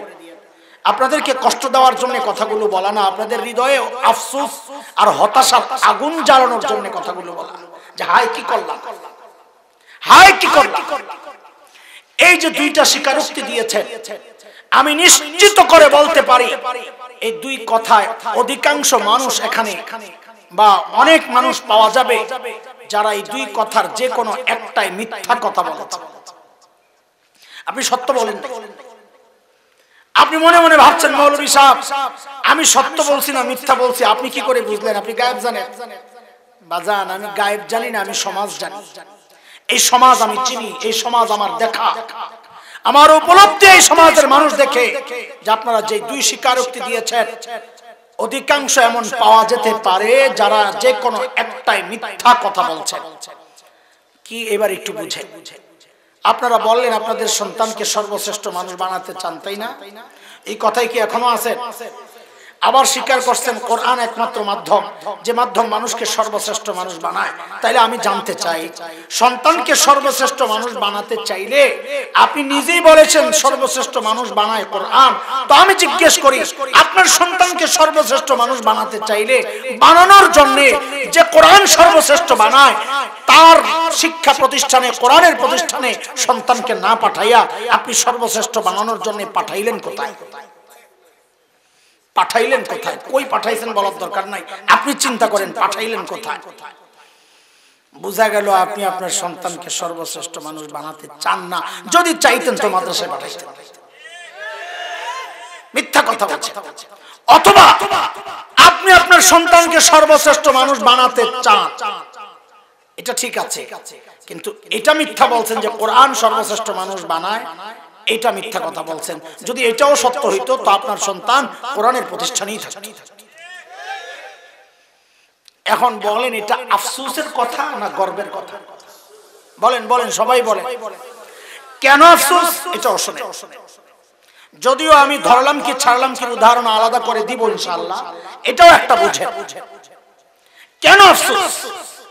আমি ঢাকার ধানমন্ডিতে থাকি, নিউ মার্কেট, ধনীদের এলাকা, ধনীরা থাকেন ওখানে। ওখানে একজনের জানাজা আসছে আমার মসজিদে, বড় লোকের জানাজা। ছেলে প্রফেসর, ডক্টর, আমেরিকান এক ইউনিভার্সিটির প্রফেসর। বাবার ইন্তেকালের পর কয়েকদিন হসপিটালে লাশ রেখে দিয়েছে, ছেলে আমেরিকা থেকে আসবে, তারপর জানাজা। কয়েকদিন পর ছেলে আসছে আমার মসজিদে জানাজা। ও বাবারা, এতক্ষণ যুবকদেরকে মারছি, এবার আপনারা একটু শুনেন কথাটা। বাবার লাশ সামনে, ছেলে আমার পাশে। মহল্লার প্রভাবশালী হওয়ায় জানাজার দায়িত্ব আমার কাঁধেই পড়ছে। আমি জানাজার জন্য দাঁড়াইছি, হঠাৎ লক্ষ্য করলাম পাশের ওই ভদ্রলোক প্রফেসর হাউমাউ করে কাঁদতেছে। এই ঘোষণার মাইক আছে কার কাছে? তাকবীর দাও, আমার দোস্ত আসতেছে, আল্লামা এই বিষয় তোমরা এগুলো খেয়াল করবা না মিয়া। হুজুর অসুস্থ, হুজুর অসুস্থ, চাপাচাপি করবা না, এই জন্য ওনারা কিছু কয় না। কিন্তু আমি যখন দেখছি নিরাপদ জোনে ঢুকে গেছেন, রেড জোন পার হইয়া, আচ্ছা থাক থাক, আচ্ছা আচ্ছা আচ্ছা ঠিক আছে, আচ্ছা ঠিক আছে দোস্ত আসো। আরে মানা তো করছে আমার কারণে, তোমরা বুঝো না এটা? আজা প্রাণের দোস্ত,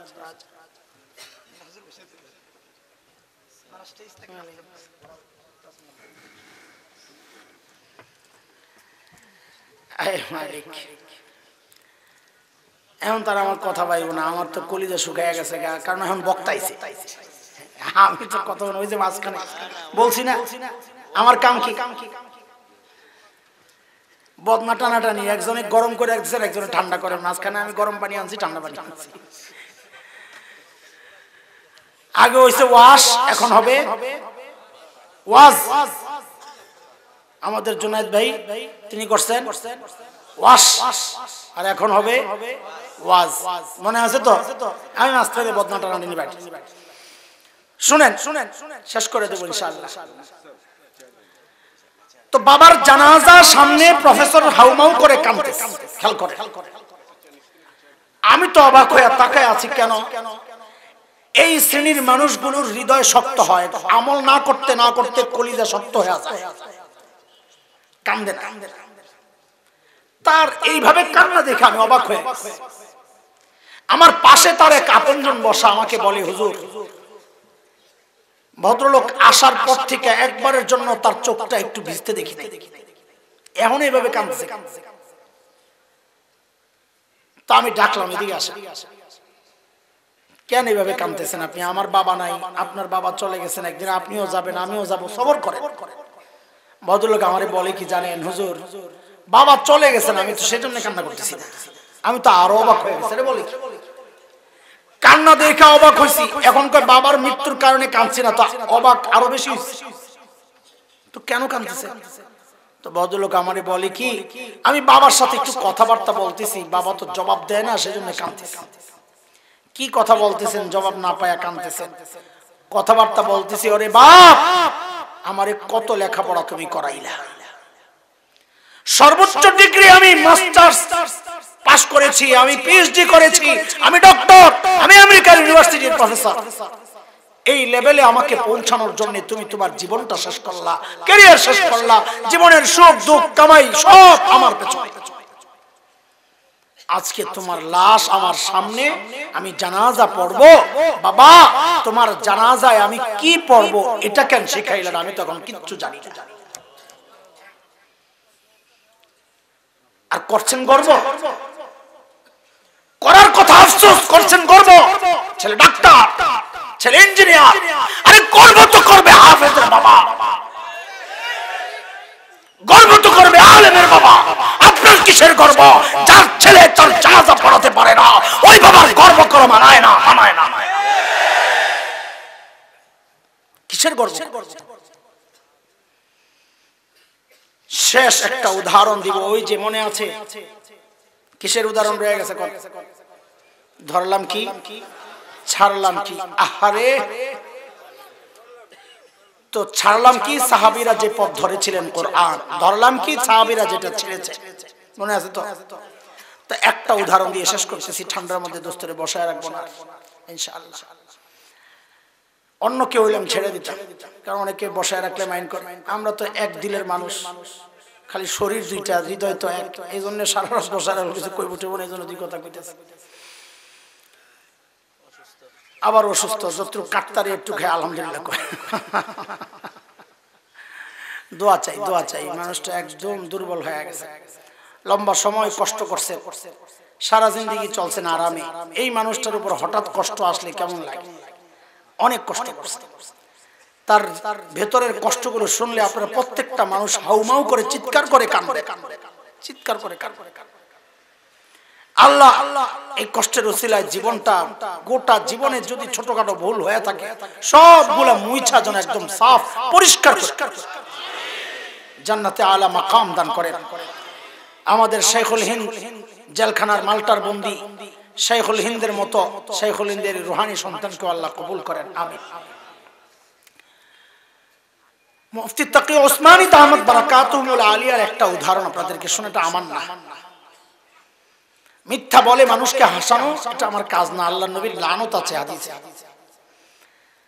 এক এলাকার মানুষ, গোটা এলাকার মানুষ বোকা। আগে মাথায় রাখেন কিসের উদাহরণ চলছে, ধরলাম কি, ছাড়লাম কি। আহারে, গোটা এলাকার মানুষ বোকা। ওই এলাকার এক ছেলে উঠছে খেজুর গাছের মাথায়। কোন জায়গায়? খেজুর গাছের মাথায় ওঠা খুব সহজ কাজ, কথা বলে না, না কঠিন কাজ? ওইটা আর নামতে পারে না, ওখানে বৈশা বৈশা হাউমাউ করে চিৎকার করতেছে। কারণ কি? কারণ ওঠার চেয়ে নামাটা আরো বেশি কষ্ট। এলাকার মানুষগুলো বোকা হওয়াতে তাকে কিভাবে নামাবে ওরাও বুঝে না। এখন কি করে? এক কাম কর, পাশের এলাকার মানুষ তো চালাক, ওখান থেকে একজন দিলে যায়। আচ্ছা বলেন, বোকা এলাকার পাশের এলাকা চালাক হইলে কত রইব? ওরা যদি বোকারা যদি চালাকিতে পয়েন্ট পায় 0, তো 0-র পাশের সংখ্যা কত? 10 না 1? তো ওরা পয়েন্ট পাইলেন 1 পাইব, 10 তর পাইব। আরে বুঝছেন না কথা? তো পাশের এলাকা থেকে একজন রেল হয়েছে, ভাই আমগো এলাকায় একটা বিপদ আছে। কি হয়েছে ভাই, কি হয়েছে? ওই যে ওই লোক খেজুর গাছের মাথায় উঠছে, নামতে পারে না। থুরু মিয়া, এটা একটা ব্যাপার হইল, এটা একটা ব্যাপার, এর জন্য আমার আনতে হয়। তো কি করা, কয়েকটা মোটা লম্বা রশি, তো মোটা একটা লম্বা রশি আছে। এখন কি করা, বাঁশের মাথায় লাগাইয়া ওটারে খেজুর গাছের মাথায় উঠায় দাও।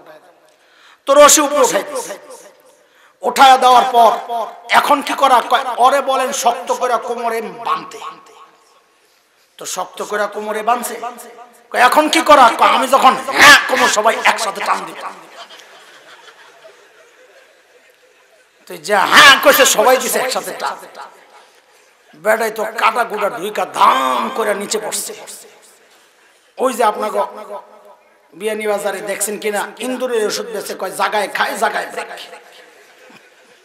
ওই বেটাও জাগায় শেষ। এলাকার মানুষ ধরছে, ওই নিয়ে তুমি কি করলাম? মানুষ তো মারা গেছে, কয় মরে গেছে, তো আমিও দেখতেছি। আরে দেখতেছো মানে এটা কোন পদ্ধতিতে নামাইলা? আমি কি জানি হ্যাঁ মরে যাবো? তো না জানলে এটা কিভাবে নামাইলা? আমার দোষ কি? আমি তো কয়দিন আগে আমার এলাকায় এইভাবে একজনকে বাঁচাইছিলাম। সর্বনাশ, কারে বাঁচাইছ? আমার এলাকায় এক লোক কুয়ার মধ্যে পড়ে গেছে। কোন জায়গায় কথা বলে না? তো তারপরে ওর কোমরে রশি বাঁধা সবাই হ্যাঁ করে টাইনা উঠে। আচ্ছা আপনারা এই সহজ হিসাবটা মিলান, কুয়ায় পড়া ব্যক্তির বাঁচার রাস্তা আর খেজুর গাছের উপরে থাকা ব্যক্তির বাঁচার রাস্তা কি এক? যে ওর রাস্তা ছাইরা ওইটারে ধরছে, এটা ওর গর্বের কথা না আফসোসের কথা? বাঁচছে না মরছে? বলেন বলেন। হযরত মুফতি তাকি ওসমানী বলেন, আরে ভাই দেখো দেখো কারবার দেখো, যে জাহান্নামী, যে আল্লাহকে মানে না, অত জাহান্নামের গর্তে পড়ে রইছে, ওর একটু লাফালাফির জন্য ওর উন্নতি অগ্রগতির রাস্তা একটা, ইয়ারফাইল্লাহুল্লাযিনা আমানু মিনকুম। তুমি ঈমানদার, আল্লাহ তোমাকে আমেরিকার গোলাম হয়ে গেছেন, কেউ চীনের গোলাম হয়ে গেছেন, কেউ ভারতের গোলাম হয়ে গেছেন, ক্ষমতায় থাকার জন্য, ক্ষমতায় যাওয়ার জন্য চারদিকে চক্রাকারে দৌড়াচ্ছেন। অথচ এই যাদেরকে সুপার পাওয়ার মনে করছেন, আমেরিকা, ইউরোপ, এই সুপার পাওয়ার এক জায়গায় যায় পাওয়ার লেস হয়ে গেছে। ওরা হচ্ছে কোরআন ওয়ালা তালেবান। ওরা ক্ষমতায় যাওয়ার জন্য আমেরিকারে পৌঁছে নাই, বরং আমেরিকা পালানোর জন্য ওদেরকে পৌঁছেছে। এই কিসের পাওয়ার? অস্ত্রের কথা বলেন না। কিসের পাওয়ার? কোরআনের পাওয়ার। কোরআনের পাওয়ার এটা আল্লাহ ওয়াদা করেছেন। আমি যে আয়াত পড়েছি শুরুতে, সূরা নূরের আয়াত নাম্বার 55 বলেছিলাম, সময় থাকলে মনে থাকলে আয়াতের তরজমাটা শুরু দিয়ে একটু করব। তো শুনেন আল্লাহ কি বলেন। আল্লাহ বলছেন, ওয়াদাল্লাহুল্লাযীনা আমানু মিনকুম ওয়া আমিলুস সালিহাত লা ইস্তাখলিফান্নাহুম ফিল আরদ কামা ইস্তাখলাফাল্লাযীনা মিন ক্বাবলিহিম। পূর্বের ঈমানদারদেরকে আমি যেমন নেতৃত্বে বসিয়েছি, ক্ষমতা দিয়েছি, দুনিয়ার কর্তৃত্ব দিয়েছি, ও ঈমানদার তোমরা যদি কোরআন সুন্নাহ দিয়ে জীবন সাজাও, নেক আমল করো, আমি আল্লাহ ওয়াদা দিচ্ছি তোমাদেরকেও নেতৃত্ব আর কর্তৃত্ব আমি আল্লাহ দিয়ে দিছেন কি দেন নাই? কোথায় বলেন আবার? কোথায় কোথায় কোথায়? শরমাইতেছে না ডরাইতেছেন? বুঝতেছি না কিছু। আরে আপনাদের আব্বা হুজুর, আব্বা হুজুর আমেরিকা, এখন তার সন্ত্রাসী কয় না, তো আপনার ডর কি? আব্বা হুজুর যাওয়ার সময় কি কয়ে গেছে জানেন? কাতারে ধরছে, দোস্ত আমার বিদায়ের একটা রাস্তা বাইর করে দে। তো কাতারে বলে, ওই ওরা তো যাইতে চাই, একটু বনা। আরো 5 বছর আগের কথা। তো তালেবানরা জানায় দিছে যে না না, মাইর আরো বাকি আছে। পিটাইতে পিটাইতে গোটা আফগানিস্তান থেকে কাঁচায় কাঁচায় যখন কাবুল আইনা জমা করছে, একটা ডলা দিব যায় ধরছে, ভাই শেষ, তাড়াতাড়ি যে কোনো উপায়ে সাইরা দিমা কেন্দা বাস। কাতার এসে ধরছে, ওরা তো বসতে চায় যে কোনো মূল্যে। তাইলে অগরে কও এতদিন যে আমগরে সন্ত্রাসী কইছে, টেরোরিস্ট কইছে, ওটার কি? তা আমরা কোনো কিছু হইব না, কানে ধরছে আর কমো না। এখন নতুন নাম দিছে বিপ্লবী। কি নাম দিছে? স্বাধীনতাকামী বিপ্লবী। কি নাম দিছে? সহজ বাংলায় কইলে মুক্তিযোদ্ধা। কি কে কইছে এটা? কে কইছে? আরে আমেরিকা। তালেবানরা কই এবার তো ছেড়ে দে, কই না আরো কাম আছে। কই কি কাম আছে? কই অস্ত্র যেগুলো আনছিলি রেখে দে। কই ভাই তাও ভালো, তো আমরে ছেড়ে দে। সুবহানাল্লাহ, কিসের পাওয়া? কথা বলো চিল্লা, কিসের পাওয়া? কোরআন ধরা মুসলমান, যারাই কোরআন ধরেছে দুনিয়ায় তারাই নেতৃত্ব দিয়েছে। কিয়ামত পর্যন্ত যারাই কোরআন ধরবে তারাই নেতৃত্ব দিবে। যারা কোরআন ছাড়বে ওরা ওদের গোলাম হয়ে যাবে, গোলাম হয়ে যাবে। কোরআনকে বুকে ধারণ করো, লালন করো। 5টা ওয়াদা নিয়ে ছেড়ে দিচ্ছি। বলেন, 1 নাম্বার, কোরআন শিখব, কোরআন পড়ব, কোরআন মানব, কোরআন ওয়ালাদেরকে ভালোবাসবো, কোরআনের প্রতিষ্ঠানের সহযোগী হব। কয় ওয়াদা?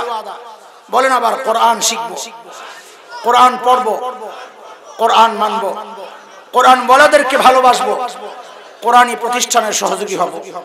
আল্লাহ তাআলা আমাদেরকে সবাইকে সাহাবায়ে কেরাম কোরআনের ছোঁয়ায় যেভাবে নিজেদেরকে পরিশুদ্ধ করেছেন আমরাও যেন সেভাবে পরিশুদ্ধ হতে পারি, সে তৌফিক আল্লাহ আমাদেরকে দান করেন। আমিন। আমি আবারও আমাদের সমস্ত আলেমদের জন্য দোয়া চাই।